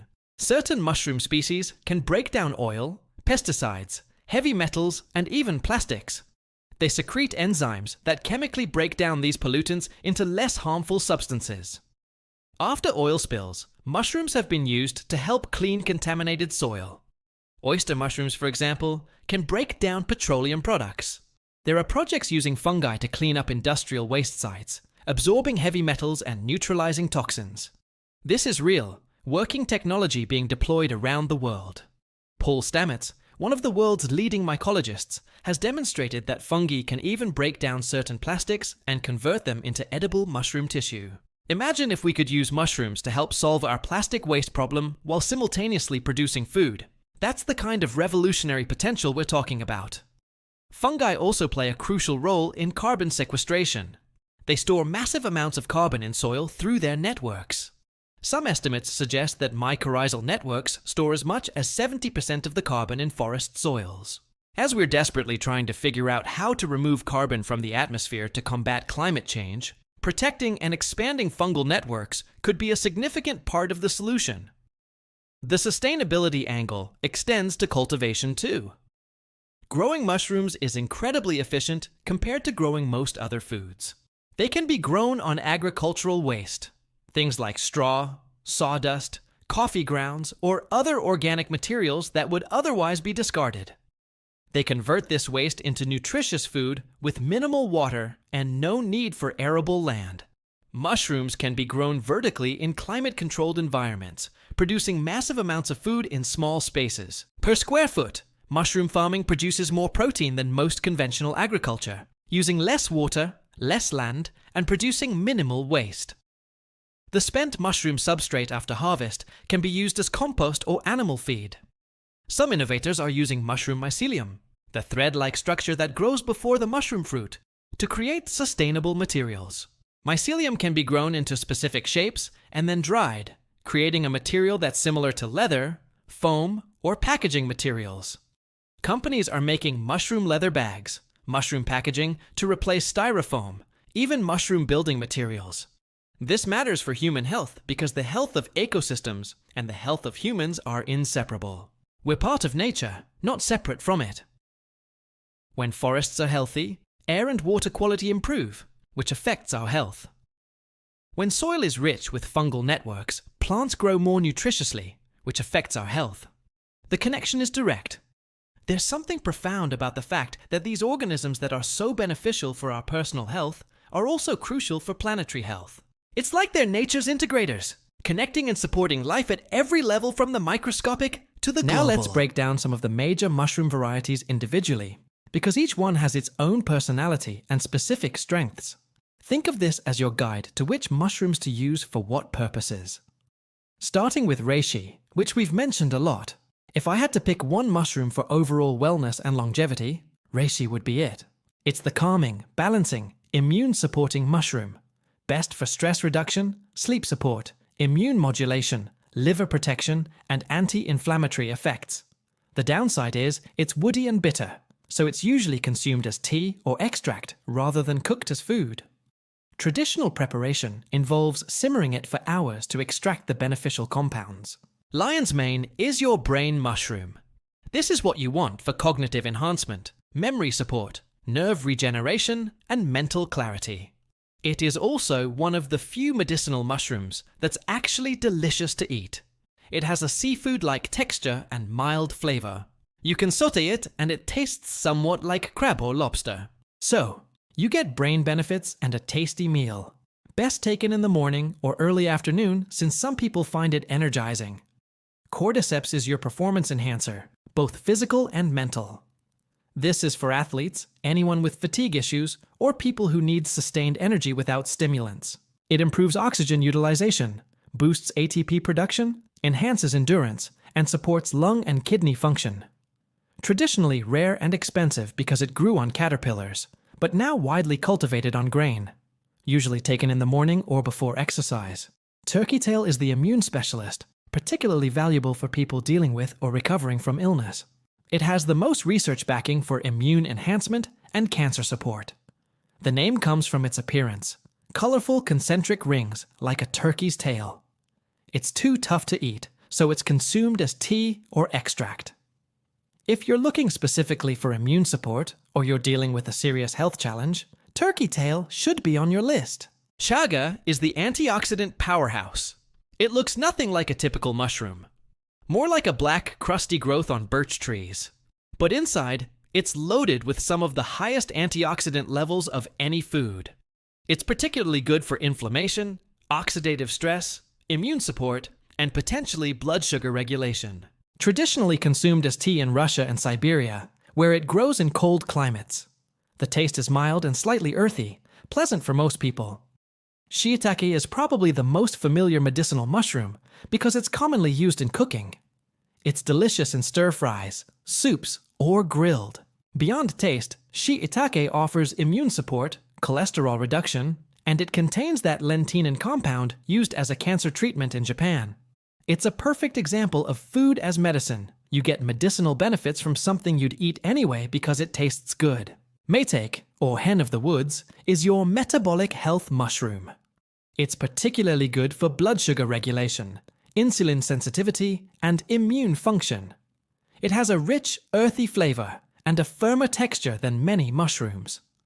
Found at the base of oak trees in the wild, now commercially cultivated. Excellent in soups and sautés. The name hen of the woods comes from how the overlapping fronds supposedly resemble ruffled chicken feathers. Oyster mushrooms are widely available, inexpensive, and surprisingly beneficial. They contain statins that help lower cholesterol. They have immune-supporting polysaccharides, and they're being studied for their ability to break down environmental toxins. They're also delicious. Tender texture, mild flavor, great in pretty much any dish. One of the easiest mushrooms to grow at home if you're interested in that. White button mushrooms are the most common mushrooms in grocery stores, along with their mature forms, cremini and portobello. Don't dismiss them as less medicinal just because they're common. They have significant anti-cancer properties, particularly for hormone-related cancers. They support immune function and provide good amounts of selenium and B vitamins. Portobellos are great as burger replacements or grilled as a main dish. Porcini mushrooms are prized for their rich, nutty flavor and meaty texture. They're popular in Italian cooking. From a health perspective, they're high in antioxidants, selenium, and protein compared to other mushrooms. Often sold dried, which actually concentrates their flavor and makes them easy to store. Enoki mushrooms are those thin, white mushrooms with tiny caps that come in clusters. They're mild and slightly crunchy, popular in Asian cuisine. They contain flammulin, a protein that's being studied for anti-cancer properties. Research from Japan has shown that people who regularly eat enoki have lower cancer rates in certain regions. Morel mushrooms are a springtime delicacy with a distinctive honeycomb appearance. They're prized by foragers and chefs for their deep, earthy flavor. They contain antioxidants, vitamin D, and various beneficial compounds. They must be cooked before eating. Raw morels can cause digestive upset. Each of these mushrooms has unique compound profiles, which is why variety matters. Using different mushrooms gives you a broader spectrum of benefits. Some people rotate through different varieties. Others combine multiple mushrooms. Many supplements contain 6 or 7 types specifically to provide comprehensive benefits. The practical approach: start with what's available and affordable. Don't stress about finding exotic varieties. Regular button mushrooms from your grocery store still provide significant benefits. As you get more interested, you can explore specialty varieties at farmers markets or Asian grocery stores, or even try growing your own. You're convinced mushrooms are beneficial, but how do you actually incorporate them into your life in ways that maximize their benefits and actually taste good? This is where a lot of people get stuck. So let's break it down. First, the cooking question. Should you eat mushrooms raw or cooked? Almost always cooked. Raw mushrooms are hard to digest because of their tough cell walls made of chitin. Cooking breaks down these cell walls and makes the beneficial compounds much more bioavailable, meaning your body can actually absorb and use them. Some compounds, like certain antioxidants, become more available when mushrooms are heated. There's also a safety aspect. Some mushroom varieties contain small amounts of compounds that can cause digestive upset when raw but are neutralized by cooking. Morels, for example, should never be eaten raw. Even common mushrooms are better cooked. The simplest preparation method is sautéing. Heat some oil or butter in a pan over medium-high heat. Add sliced mushrooms and cook until they release their moisture and start to brown. This concentrates their flavor and creates a nice texture. Don't overcrowd the pan.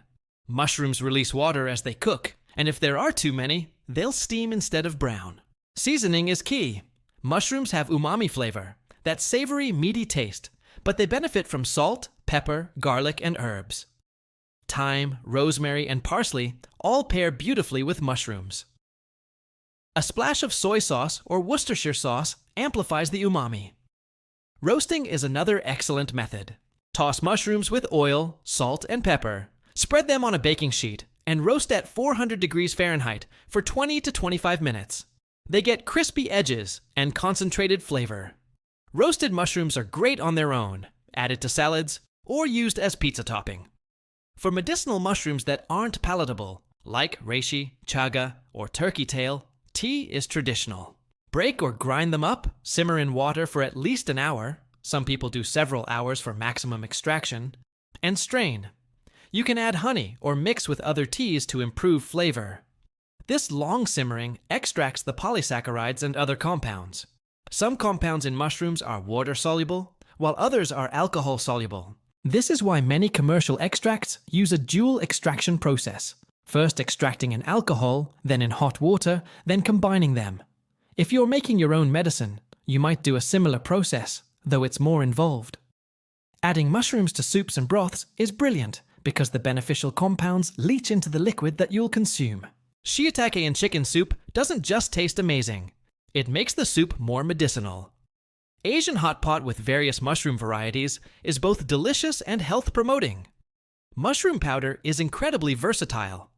You can buy dried mushrooms and grind them into powder, or buy pre-made powder. Add it to smoothies, coffee, oatmeal, or use it as a seasoning. Lion's mane powder in morning coffee is popular for cognitive benefits. Mushroom powders let you get medicinal doses without having to eat large quantities. For supplements, quality matters enormously. Look for products that specify the mushroom species, use fruiting bodies rather than mycelium on grain, which is less potent, and ideally show third-party testing. The supplement industry is poorly regulated, so choosing reputable brands is crucial. Dried mushrooms are fantastic to keep in your pantry. They last for months or years, they're lightweight, and rehydrating them is simple. Just soak in warm water for 20 to 30 minutes. The soaking liquid is flavorful and nutritious, so use it in cooking rather than discarding it. Mushroom risotto, mushroom pasta, mushroom tacos, mushroom stroganoff. There are endless delicious ways to incorporate mushrooms into meals you already make. They add substance and umami to vegetarian dishes. They complement meat dishes beautifully. They're incredibly versatile.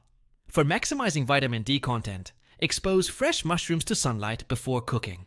Place them gill side up in direct sun for 15 to 30 minutes. This can dramatically increase their vitamin D content.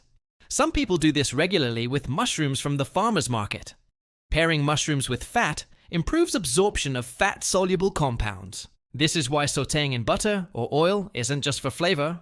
It actually helps your body absorb certain beneficial compounds. Don't be afraid of cooking mushrooms in fat. Consistency matters more than quantity.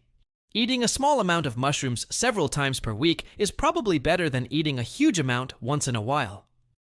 The beneficial effects build over time with regular consumption. For people who really don't like the taste or texture of mushrooms, supplements or powders might be the way to go. It's better to get the benefits through a form you'll actually use consistently than to force yourself to eat mushrooms and give up. One common mistake is not cleaning mushrooms properly, or over-cleaning them. Mushrooms are like sponges and absorb water, which makes them soggy. Instead of soaking them, wipe them with a damp cloth, or use a mushroom brush. A quick rinse is fine, but don't soak them. Storage is important too.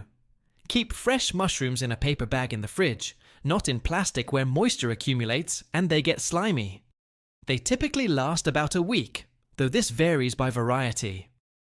The key message: there are so many ways to incorporate mushrooms into your life that there's no excuse not to.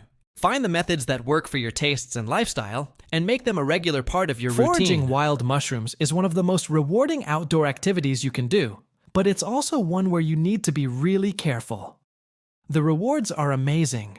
Fresh wild mushrooms are incredible, and there's something primal about harvesting your own food. But the risks are serious, so let's talk about both sides. First, the excitement. Wild mushrooms often have more concentrated beneficial compounds than cultivated ones, probably because they're dealing with real environmental stresses. They're also absolutely free if you know where to find them. And the experience of being in nature, learning to observe carefully, developing this ancient skill, it's genuinely fulfilling. But here's the critical safety information. Some mushrooms are deadly poisonous. There is no room for guessing or pretty sure. You need absolute certainty before eating any wild mushroom. People die every year from mushroom poisoning, often after misidentifying something they thought was safe. If you want to get into foraging, start by connecting with local mycological societies. These exist in most areas, and do guided forays where experienced foragers help beginners learn identification. Go on multiple forays, study field guides specific to your region, and never rely on apps alone for identification. They're tools, not definitive answers. Some beginner-friendly mushrooms are easier to identify because they have fewer dangerous lookalikes. Chicken of the woods, for example, is pretty distinctive. Bright orange shelves growing on trees. Lion's mane is also relatively unique looking. But even with these, you want expert confirmation before eating them the first several times. Chanterelles are popular foraging targets. Golden, trumpet-shaped, smelling faintly of apricots. But they can be confused with jack-o'-lantern mushrooms, which are poisonous. See what I mean? Even easy mushrooms require careful attention. Morels are highly prized by foragers. They appear in spring, have a distinctive honeycomb cap, and taste incredible. But they have lookalikes called false morels that contain toxins. The differences are subtle if you're not experienced. The rule is, when in doubt, throw it out. No mushroom meal is worth gambling with your life. Even mushrooms that aren't deadly can cause severe gastrointestinal distress that lands you in the hospital. Beyond safety, there's ethics in foraging. Take only what you need, don't damage the mycelium network underground, and leave some mushrooms to spread spores. Use a mesh bag so spores can distribute as you walk. Don't share specific foraging locations publicly. There's a culture of discretion to prevent overharvesting. Growing your own mushrooms is safer and surprisingly accessible.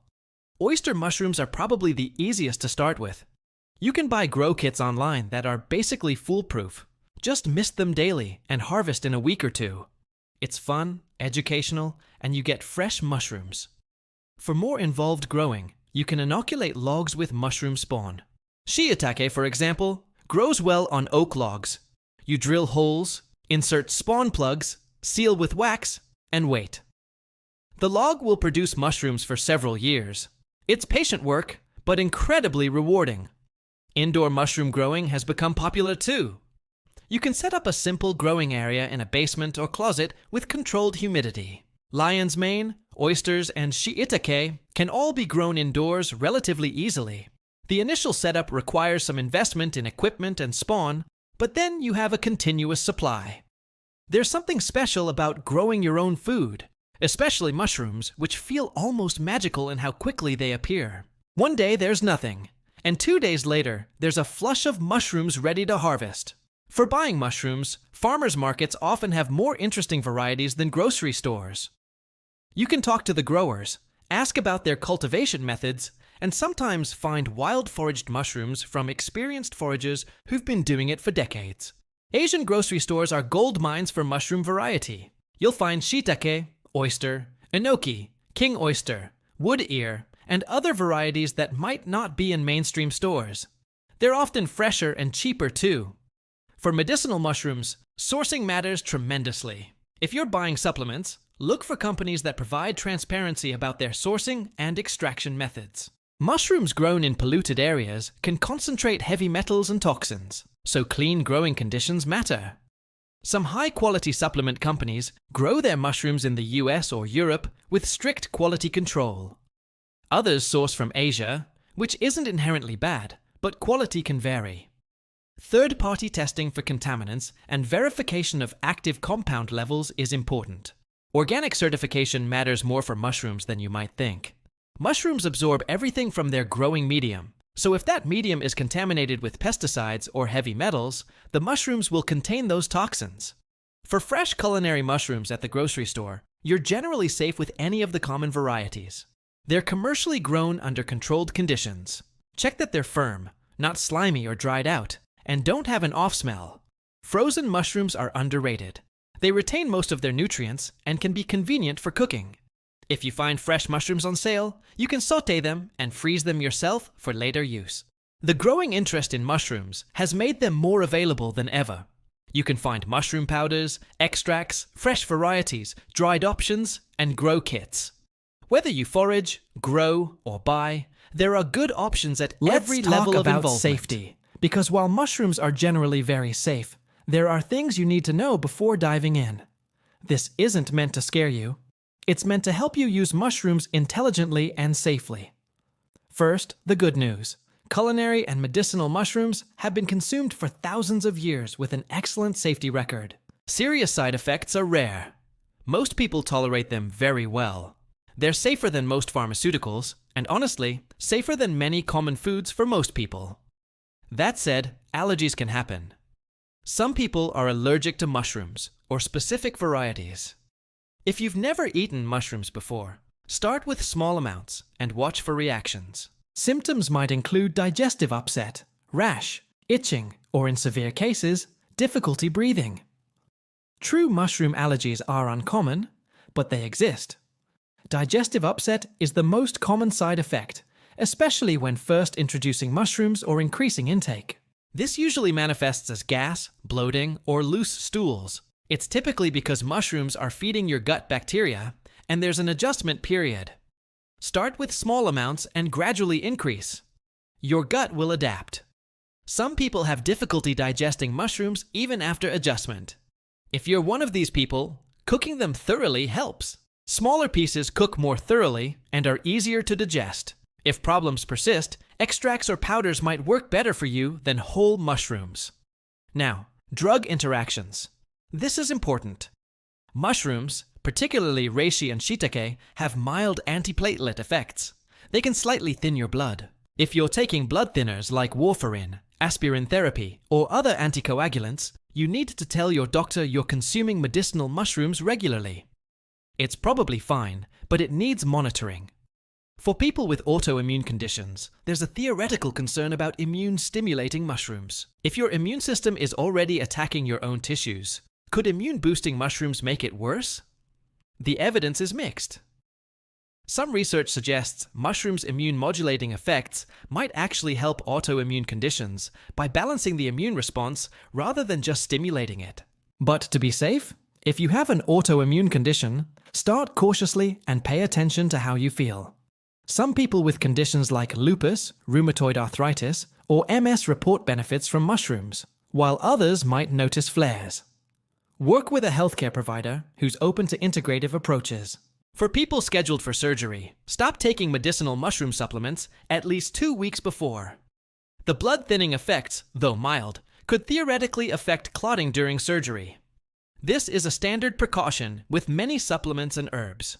Pregnancy and breastfeeding are special situations where we should be extra cautious. While mushrooms as food are generally considered safe, high-dose medicinal extracts haven't been extensively studied in pregnant or nursing women. Food amounts are almost certainly fine, but concentrated supplements should probably be avoided unless specifically recommended by your healthcare provider. There are some very rare cases of liver problems associated with mushroom supplements, though it's often unclear whether the supplement was contaminated or whether it was actually the mushroom causing the problem. This is more reason to buy from reputable sources that test their products. Heavy metal contamination is a concern with mushrooms grown in polluted areas or harvested from roadsides. Mushrooms can accumulate heavy metals like cadmium, lead, and mercury from contaminated soil or environments. This is why sourcing matters. Don't forage mushrooms from along busy roads or near industrial sites. For medicinal mushroom supplements, the dosing matters. While it's nearly impossible to overdose on mushrooms from food, concentrated extracts are different. Follow the manufacturer's recommendations.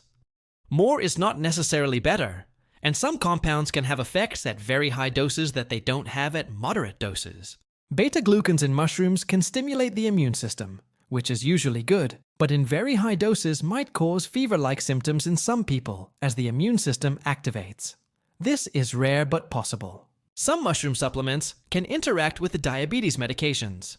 Since mushrooms can lower blood sugar, combining them with diabetes drugs could potentially cause blood sugar to drop too low. If you have diabetes and take medication, monitor your blood sugar closely when adding mushrooms and work with your doctor on any needed medication adjustments.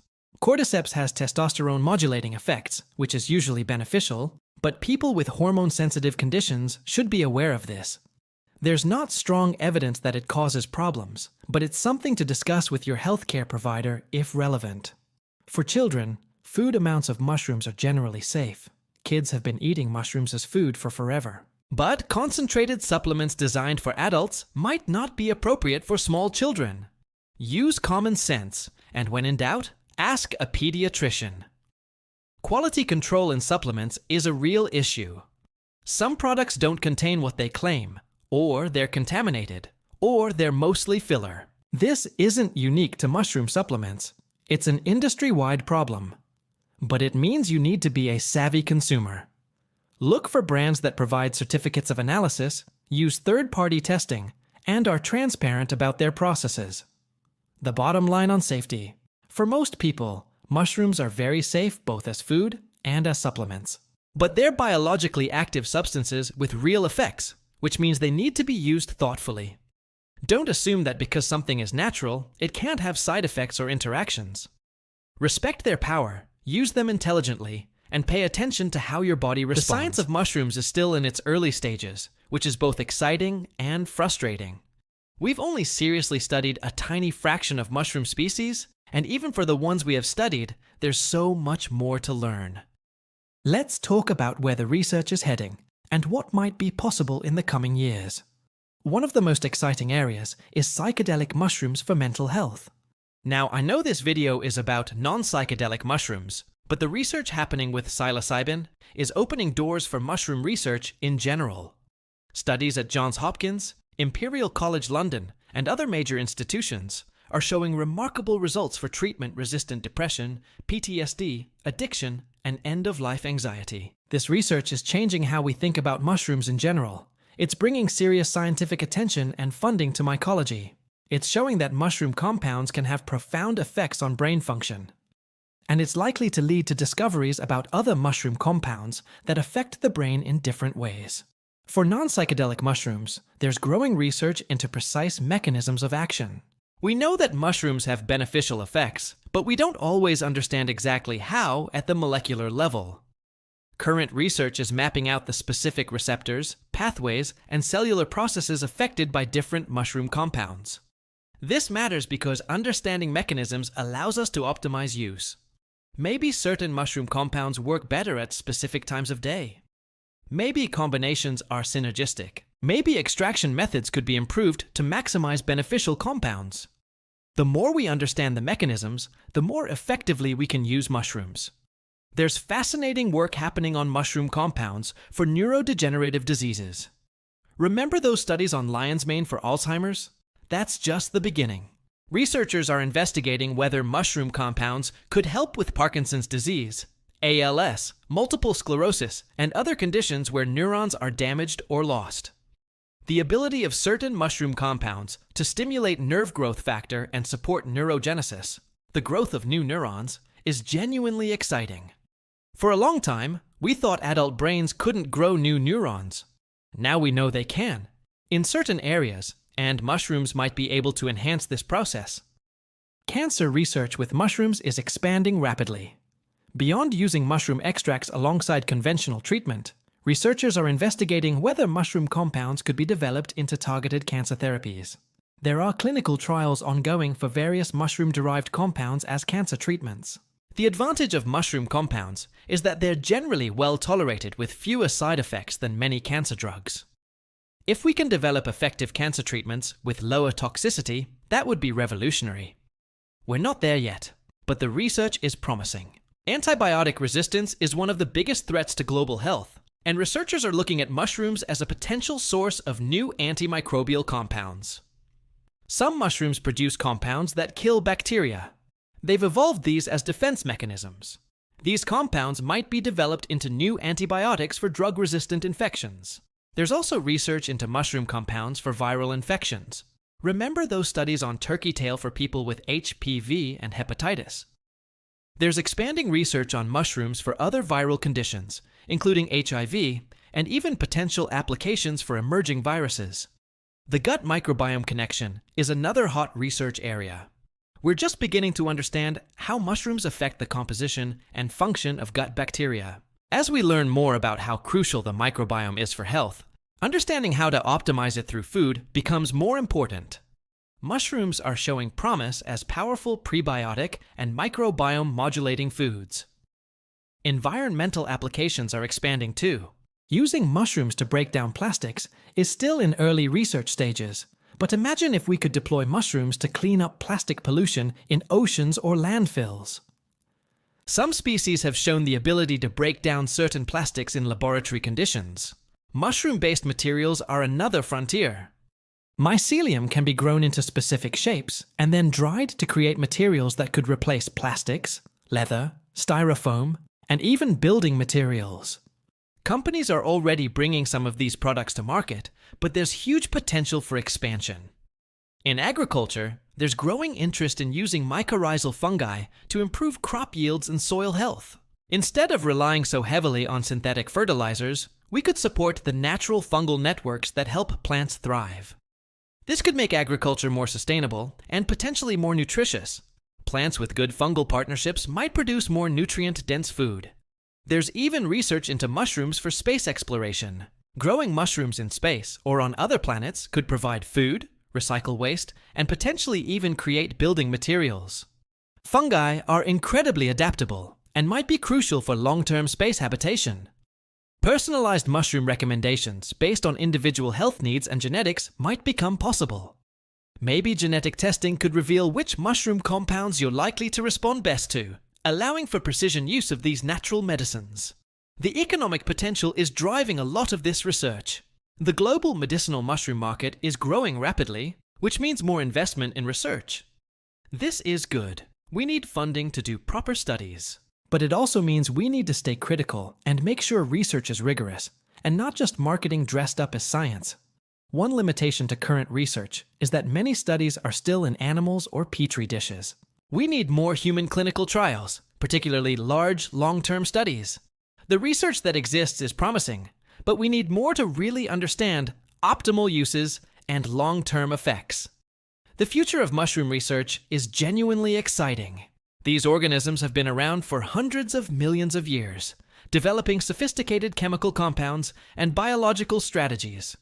We're just beginning to tap into that ancient wisdom and apply it to modern health challenges. And look at the historical and cultural context of mushroom use, because humans have been using mushrooms medicinally for thousands of years. This isn't new. We're actually rediscovering and validating ancient knowledge with modern science. In traditional Chinese medicine, mushrooms have been used for at least 2,000 years, possibly much longer. Reishi, called lingji in Chinese, is mentioned in ancient texts as a superior herb for longevity and vitality. It was reserved for emperors and nobility, considered so valuable that it was worth more than gold. The Chinese categorized reishi as an adaptogen and immune tonic, used for calming the spirit, supporting the heart, and promoting longevity. They didn't have our scientific language of beta-glucans and triterpenes, but they observed the effects over centuries of use and passed down that knowledge. Cordyceps has an equally rich history. Tibetan herdsmen noticed their animals becoming more energetic after grazing near cordyceps.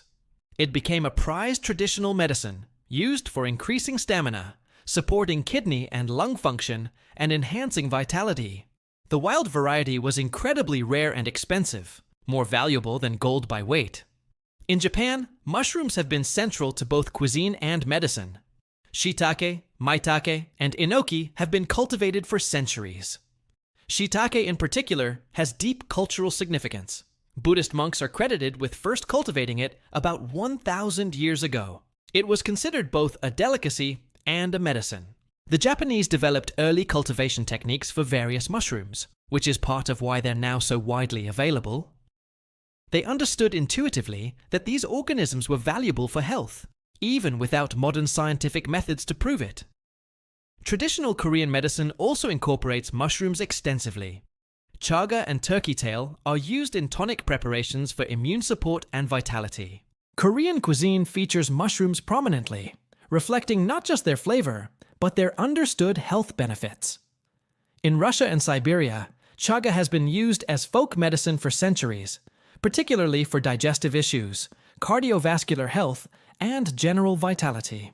It was brewed into tea and consumed regularly in regions where it grows on birch trees. Some Russian research on chaga dates back to the mid-20th century. Indigenous peoples in North America had their own relationships with mushrooms, though this is less documented due to oral rather than written tradition. Certain mushrooms were used medicinally and ritually by various tribes, though knowledge varied by region and what mushrooms were locally available. European folk medicine included mushrooms too, though Europeans were generally more suspicious of mushrooms than Asian cultures. There are exceptions. Certain mushrooms were used for specific purposes, and knowledge varied greatly by region. Some cultures embraced mushrooms, while others feared them, leading to interesting cultural differences that persist today. The concept of mushrooms as adaptogens comes from these traditional systems. Before we had the scientific term adaptogen, traditional practitioners understood that certain mushrooms helped the body cope with stress and maintain balance. They observed that people who consumed these mushrooms regularly had better resilience and vitality. What's remarkable is how consistent the traditional uses are with what modern science is finding. Reishi was used traditionally for calming the spirit and supporting sleep. Now we have research showing it affects GABA and reduces anxiety. Cordyceps was used for stamina and energy. Now we understand it improves cellular ATP production. Lion's mane was used for cognitive support. Now we know it stimulates nerve growth factor. This consistency between traditional wisdom and modern science shouldn't surprise us. These traditional practitioners were running empirical experiments over hundreds or thousands of years. They tried things, observed results, kept what worked, and discarded what didn't. It was a different kind of science, but it was still evidence-based in its way. Traditional preparation methods also make sense through a modern lens. The long simmering of reishi in hot water extracts polysaccharides that are water-soluble. The alcohol tinctures extract triterpenes that aren't water-soluble. Traditional practitioners figured out through trial and error what methods worked best for extracting beneficial compounds. The concept of using mushrooms as food and medicine simultaneously is deeply embedded in Asian culinary traditions. There's no hard line between food and medicine. Nourishing yourself is medicine, and medicine should ideally nourish. Mushrooms fit perfectly into this philosophy. Some traditional combinations are particularly interesting. Mushrooms are often combined with herbs in traditional formulas, creating synergistic effects. Reishi with ginseng for vitality. Cordyceps with certain roots for kidney support. These combinations were developed through extensive traditional knowledge. The spiritual and mystical aspects of mushroom use in some traditions shouldn't be dismissed as superstition. While we might not use the same language, the effects on consciousness, mood, and sense of well-being that traditional systems describe are real and increasingly validated by neuroscience research. There's something humbling about recognizing that our ancestors understood these organisms in profound ways without microscopes or chemical analysis. They paid attention, they observed carefully over long periods, and they passed down that knowledge. Modern science is essentially confirming and explaining what they already knew. The challenge now is integrating traditional knowledge with modern scientific understanding. Some researchers are specifically looking at traditional uses as starting points for scientific investigation. If something has been used safely and effectively for centuries, that's a good indicator it's worth studying. There's also a conversation happening about cultural appropriation and respect for traditional knowledge. When Western companies profit from traditional mushroom knowledge without acknowledging or compensating the cultures that developed it, that's problematic. Ethical sourcing and cultural respect should be part of how we engage with these traditional foods and medicines. The globalization of mushroom knowledge is overall positive. More people have access to these beneficial organisms than ever before. But we should maintain respect for the traditional systems that preserved and developed this knowledge over millennia. Let's get really specific now about using mushrooms for particular health concerns. If you're dealing with one of these conditions, which mushrooms might be most relevant, and what does the research actually show? For chronic fatigue and low energy, Cordyceps is your primary mushroom. Multiple studies show improvements in fatigue scores, increased ATP production, and better exercise tolerance. Reishi can help too, particularly if stress and poor sleep are contributing to fatigue. The combination addresses both cellular energy production and stress management. If you're dealing with anxiety and stress, reishi is probably your best bet. The research on its GABA-supporting effects and ability to reduce anxiety scores is solid. Lion's mane also has evidence for reducing anxiety, particularly anxiety related to cognitive concerns or health worries. Some people find the combination helpful. Reishi in the evening, lion's mane in the morning. For depression, again, lion's mane and reishi show the most promise.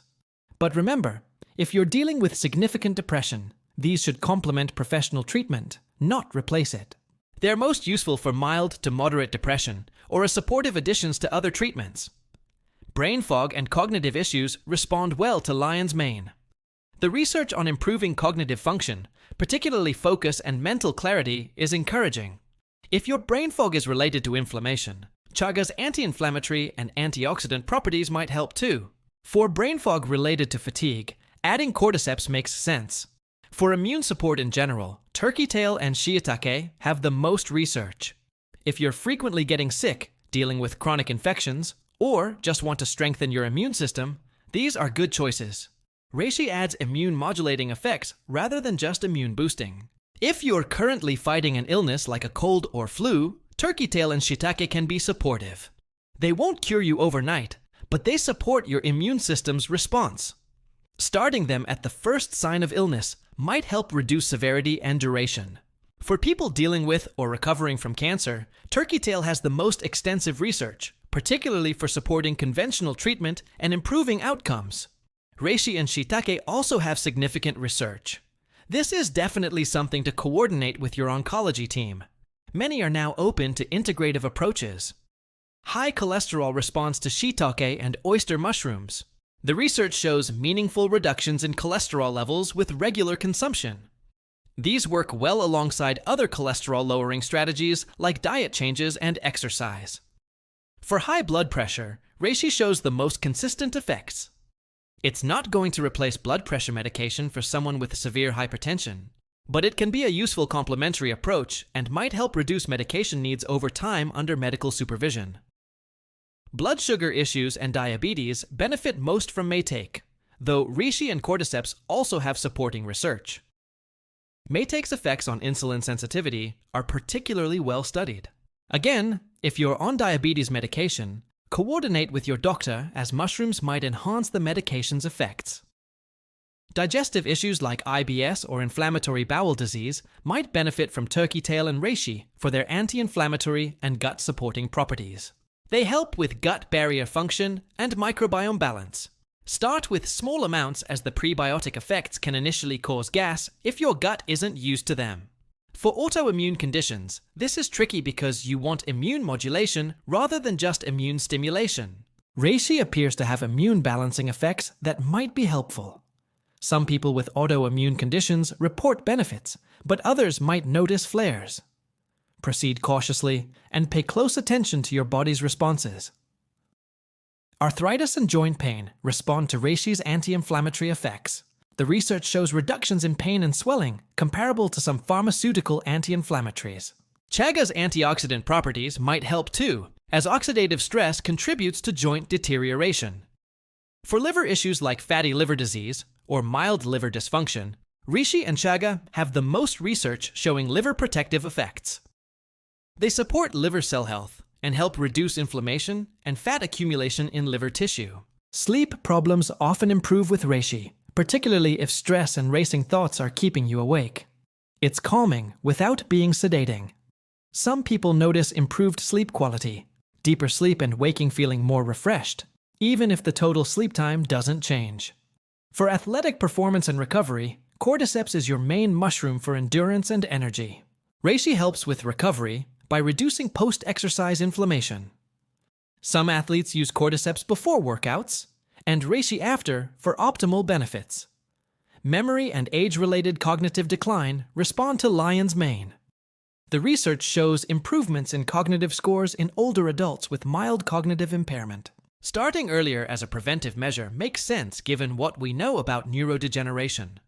For skin health, the antioxidant mushrooms, chaga, reishi, and cordyceps might help from the inside out. Oxidative stress and inflammation affect skin aging.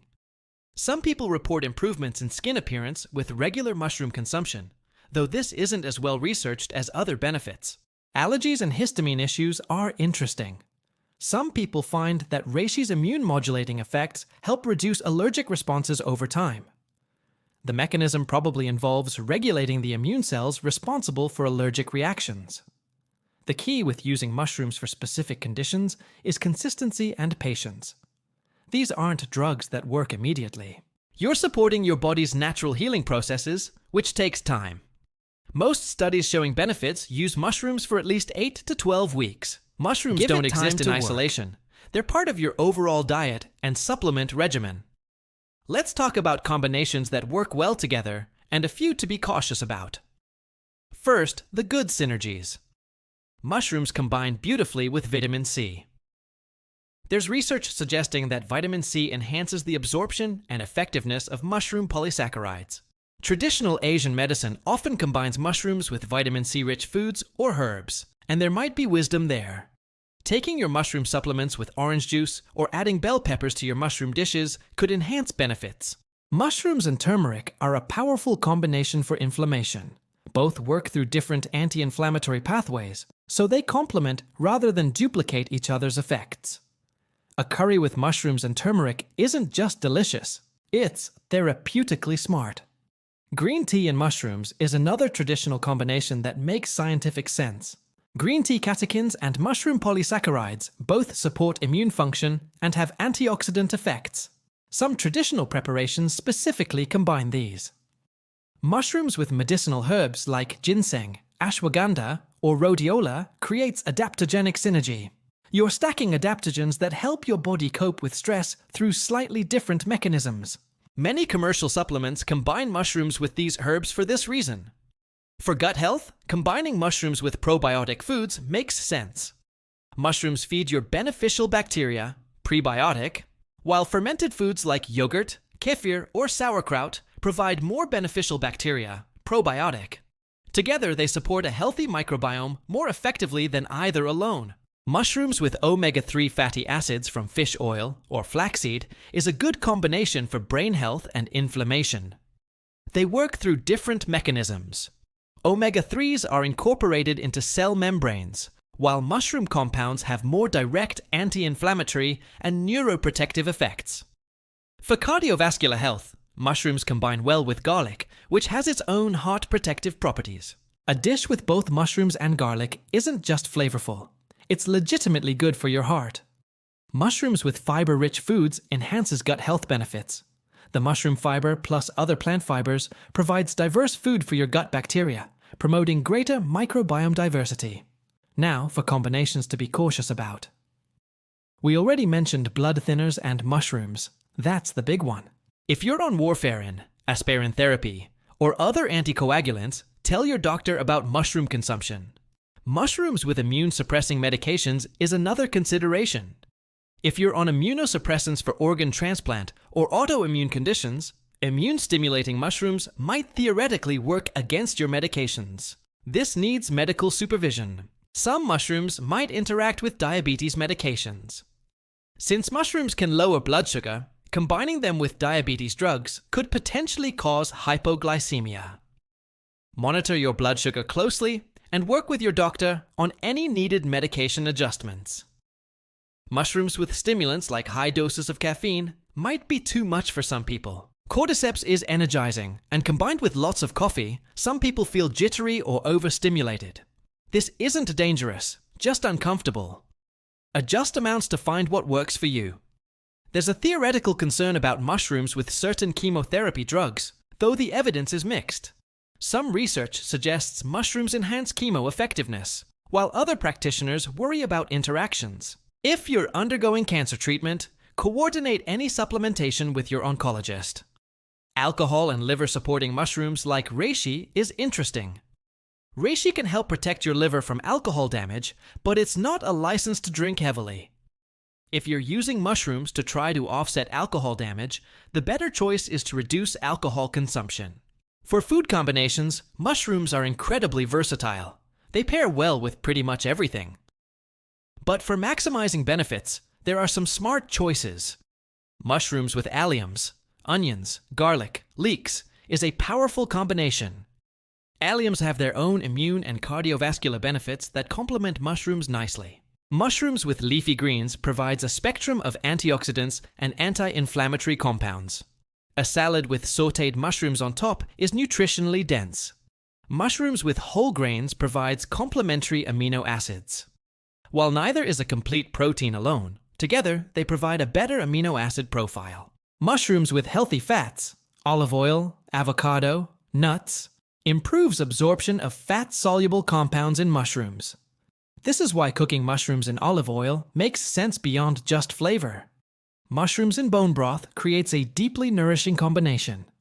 The minerals from bones plus mushroom compounds makes a therapeutic soup base.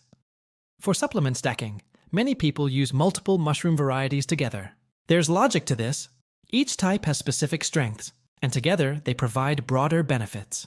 Commercial supplements often contain 5 to 7 mushroom types for this reason. A common stack might be lion's mane for cognitive support, cordyceps for energy, reishi for stress and sleep, and turkey tail for immune support.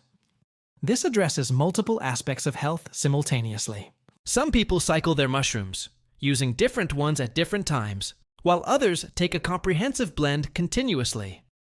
There's no definitive research saying one approach is better than the other. Timing can matter too.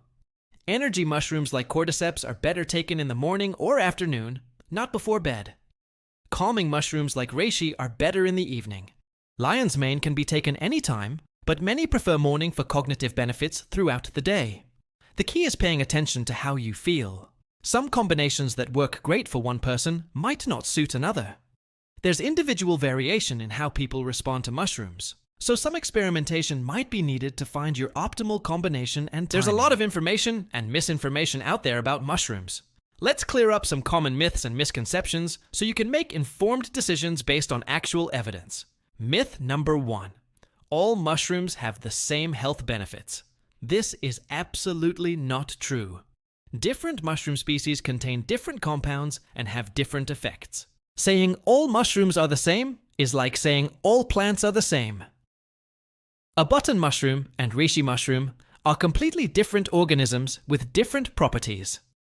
This matters because you need to choose mushrooms based on your specific goals. If you want cognitive support, lion's mane is backed by research, but shiitake isn't studied for that purpose. If you want immune support, turkey tail has extensive evidence, but lion's mane doesn't. Match the mushroom to your goal. Myth 2. Mushrooms are a complete protein source. While mushrooms do contain protein, they're not a complete protein with all essential amino acids in optimal ratios. They're a good protein source, especially for plant-based diets, but you need other protein sources too. Don't rely on mushrooms as your only protein. Myth 3. More is always better with mushrooms. Not true. Most benefits are seen at moderate, consistent doses. Taking massive amounts doesn't necessarily give you better or faster results. In some cases, very high doses might cause side effects like digestive upset or immune overstimulation. Follow recommended amounts. Myth 4. Mushroom supplements are all the same quality. This is dangerously wrong. Quality varies enormously. Some products contain mostly filler with minimal active compounds. Some use mycelium grown on grain, which is far less potent than fruiting bodies. Some are contaminated with heavy metals or other toxins. Quality matters tremendously. Myth 5. You can't get benefits from just eating mushrooms as food. You need supplements. False. Food amounts of mushrooms definitely provide benefits. Studies showing health improvements often use amounts you could reasonably eat as food. Supplements are convenient and concentrated, but they're not the only way to benefit from mushrooms. Myth 6. Cooking mushrooms destroys their beneficial compounds. Not true. Cooking actually makes many beneficial compounds more bioavailable by breaking down tough cell walls. Some heat-sensitive compounds might decrease slightly, but overall, cooked mushrooms are more beneficial than raw because your body can actually digest and absorb the compounds. Myth 7. All mushrooms are safe to eat. This one's critically wrong and potentially deadly. Many wild mushrooms are poisonous, some fatally so. Never eat a wild mushroom unless you have absolute certainty of its identification from an expert. Common culinary and medicinal mushrooms from stores are safe, but wild foraging requires real expertise. Myth 8. Mushrooms grown on grain are just as good as those grown on wood or natural substrates. The growing medium matters. Mushrooms absorb and concentrate compounds from their substrate. Mushrooms grown on their natural substrates tend to have higher levels of beneficial compounds than those grown on grain. This is why supplement quality varies. Myth 9. Mushrooms will cure cancer or other serious diseases. No, mushrooms show promise as complementary therapies and for prevention, but they're not cures. Anyone claiming mushrooms will cure cancer is either misinformed or trying to sell you something. Be skeptical of extreme claims. Myth 10. Mushroom benefits are immediate. Most medicinal effects of mushrooms build over time with consistent use. You might notice some effects within days or weeks, but many benefits, particularly for immune function, inflammation, and disease prevention, develop over months of regular consumption. Patience is required. Myth 11. Mushrooms are vegetables. Taxonomically, this is wrong. Mushrooms are fungi, which are more closely related to animals than plants. This biological fact is why they can produce vitamin D from sunlight, and why some of their compounds affect us so strongly. We share more biology with fungi than with plants. Myth 12. Dried mushrooms aren't as good as fresh. For medicinal purposes, dried mushrooms are often just as good or better. Drying can concentrate certain compounds. For culinary purposes, dried mushrooms rehydrate well and are sometimes more flavorful than fresh due to concentration of flavors. Myth 13. You can test mushroom safety by cooking them with a silver spoon or seeing if they peel easily. These folk methods for identifying poisonous mushrooms are completely unreliable and dangerous. There's no shortcut to proper identification. Many deadly mushrooms would pass these bogus tests. Myth 14. Mushrooms have no calories or nutritional value beyond their medicinal compounds. Not true. Mushrooms provide B vitamins, minerals, protein, fiber, and other nutrients. They're legitimately nutritious foods, not just sources of medicinal compounds. Myth 15. You need expensive specialty mushrooms to get health benefits. Button mushrooms, cremini, portobello, and oyster mushrooms, all commonly available and inexpensive, have genuine health benefits. You don't need rare, expensive varieties to benefit from mushrooms. Myth 16. Mushroom supplements are unregulated and unsafe. They're not completely unregulated.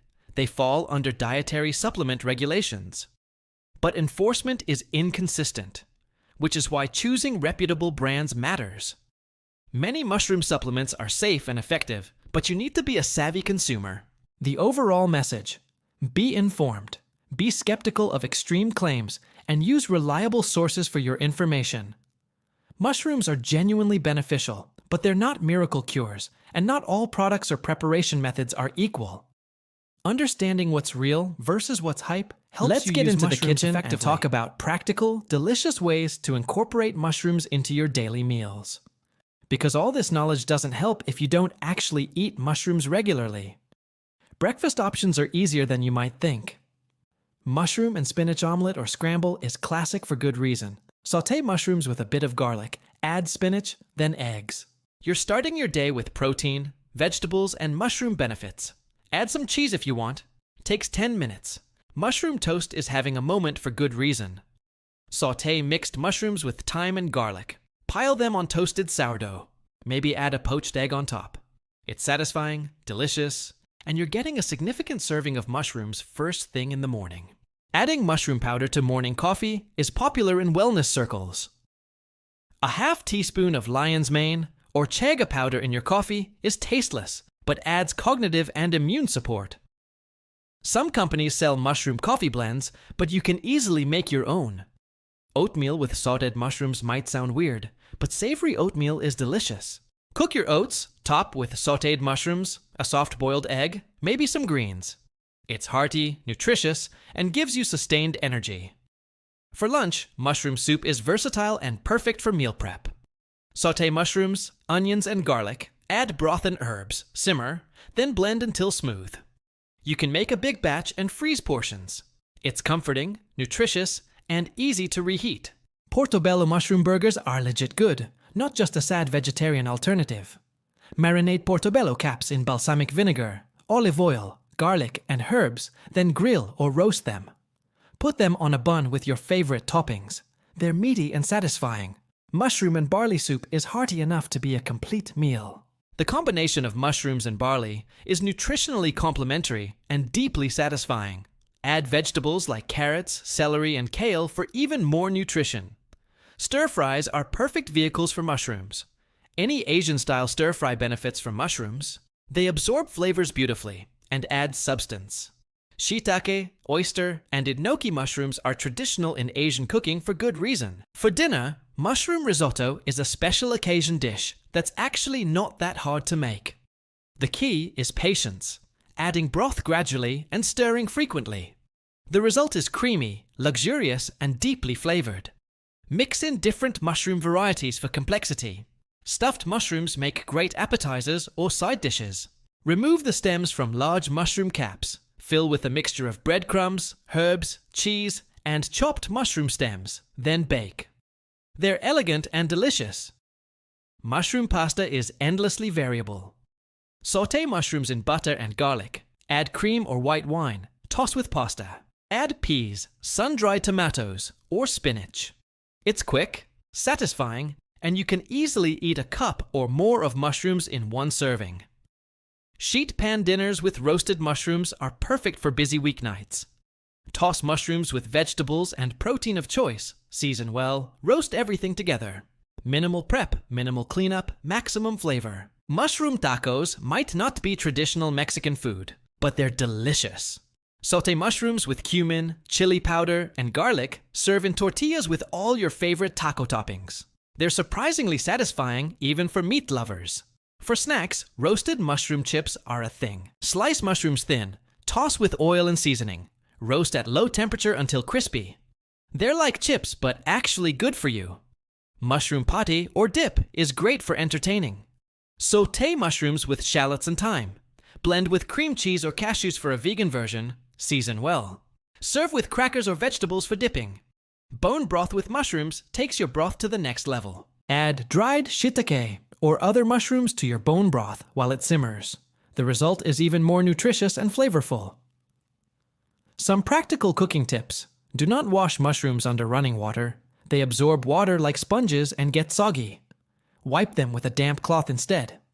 Give mushrooms space in the pan. Overcrowding makes them steam rather than brown, and you want that caramelized flavor. Season mushrooms well. They can handle bold flavors.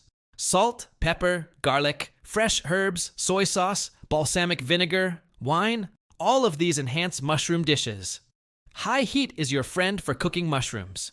You want them to brown and caramelize, not just steam. Medium-high to high heat, and don't stir them constantly. Let them sit so they can develop color. Different mushrooms have different textures and flavors. Experiment to find what you like. Oyster mushrooms are delicate, portobellos are meaty, enoki are crunchy, lion's mane is seafood-like. Use this variety to keep things interesting. Meal prepping with mushrooms works great. Sauté a big batch at the beginning of the week, store in the fridge, and add to various meals. They keep for about 5 days cooked. The key to eating mushrooms regularly is making them delicious and convenient. If mushrooms are a chore to prepare or don't taste good to you, you won't eat them consistently. Find preparations you genuinely enjoy, and it becomes effortless to include them regularly. We've covered a lot of ground here, so let's bring it all together and talk about actually taking action on this information. Here's what we know for certain. Mushrooms are incredibly beneficial for human health through multiple mechanisms. They support immune function, reduce inflammation, enhance cognitive performance, help regulate blood sugar and cholesterol, support gut health, and potentially extend health span. The research is solid, the safety profile is excellent, and these effects are achievable through regular consumption. The beauty of mushrooms is that they are not some exotic superfood that's hard to access or prohibitively expensive. Button mushrooms from your local grocery store provide real health benefits. You can start incorporating mushrooms into your diet today without spending a lot of money or radically changing your lifestyle. If you're new to mushrooms, start simple. Buy some cremini or button mushrooms next time you're at the store. Sauté them with some garlic and add them to pasta, eggs, or as a side dish. Just get comfortable eating mushrooms regularly as food. That's step 1, and honestly, that alone will provide benefits. Once you're eating mushrooms regularly, you might want to explore different varieties. Try shiitake, oyster, or portobello mushrooms. Visit an Asian grocery store and try enoki or king oyster mushrooms. Each variety has slightly different flavors and benefits, and variety in your diet is always good. If you want to go deeper into medicinal mushrooms, that's when you might consider supplements. Look for high-quality products from reputable brands. Check for third-party testing, transparency about sourcing and extraction methods, and products that use fruiting bodies rather than mycelium on grain. For choosing which mushroom supplements to use, think about your specific health goals. If you want cognitive support, lion's mane is the evidence-based choice. For energy and stamina, cordyceps. For stress and sleep, reishi. For immune support, turkey tail or shiitake. Match the mushroom to your needs. Or consider a multi-mushroom blend that gives you broad-spectrum benefits. Many people find this approach convenient and effective, getting a little bit of several mushroom types in one supplement. Be patient with results. Most mushroom benefits build over time with consistent use. Give it at least 8 to 12 weeks before deciding if something is working for you. Track how you feel, energy levels, sleep quality, how often you get sick, mental clarity. Subjective improvements matter. Consider growing your own mushrooms if you're interested in a hands-on approach. It's educational, fun, and gives you a direct connection to your food. Start with an oyster mushroom kit, which is essentially foolproof and gratifying. If foraging interests you, connect with local mycological societies and go on guided forays before ever consuming wild mushrooms. The knowledge and community you'll find in these groups is valuable beyond just mushroom identification. Think about mushrooms as part of your overall health strategy, not as a magic bullet. They work best alongside other healthy habits: good nutrition, regular exercise, adequate sleep, stress management, social connection. Mushrooms enhance and support these foundations. They don't replace them. Share what you've learned. Talk to friends and family about mushrooms. Cook mushroom dishes for people. Most people are mushroom curious, but haven't taken the time to learn about their benefits. You can be the person who introduces them to this fascinating topic. Stay curious and keep learning. Mushroom science is evolving rapidly.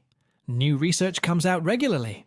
Follow reputable sources, read new studies, and adjust your understanding as evidence develops. What we know about mushrooms now is just the beginning. Be an informed consumer. Not every mushroom product or claim is legitimate. Use critical thinking, ask for evidence, and be skeptical of extreme claims. The real benefits of mushrooms are impressive enough without exaggeration.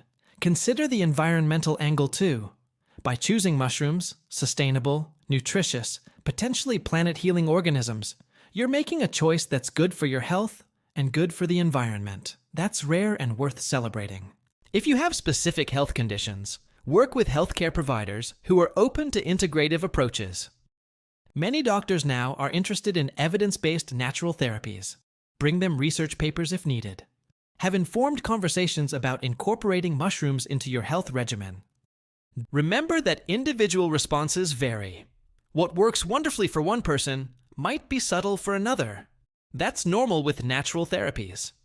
Don't get discouraged if you don't experience dramatic overnight changes. The benefits are real, but often gradual. Make mushrooms a permanent part of your life, not a temporary experiment. These are foods and medicines that humans have used successfully for thousands of years. They're safe for long-term use, and potentially most beneficial over time as effects compound. The fact that you've watched this entire video shows you're serious about your health and willing to learn. That curiosity and willingness to try evidence-based natural approaches will serve you well. Mushrooms are just one tool, but they're a powerful one. So here's my challenge to you. Eat mushrooms at least 3 times this week. It doesn't have to be fancy. It doesn't have to be exotic varieties. Just get comfortable incorporating mushrooms into your regular eating. Notice how you feel. Pay attention to your energy, your digestion, your sleep. Then keep going. Make it a habit. Try new varieties. Learn about different preparation methods. Maybe try a supplement if that fits your goals. Share what you learn with others. Mushrooms have been called nature's hidden treasures. And that's exactly what they are. We've overlooked these remarkable organisms for too long in Western culture. But the science is clear. The traditional wisdom is validated, and the benefits are accessible to anyone willing to eat some mushrooms. Your health is your most valuable asset. Taking care of it doesn't have to be complicated or expensive. Sometimes it's as simple as adding more of these incredible fungi to your life. Thanks for taking this deep dive into the fascinating world of mushroom health benefits with me. Now go eat some mushrooms.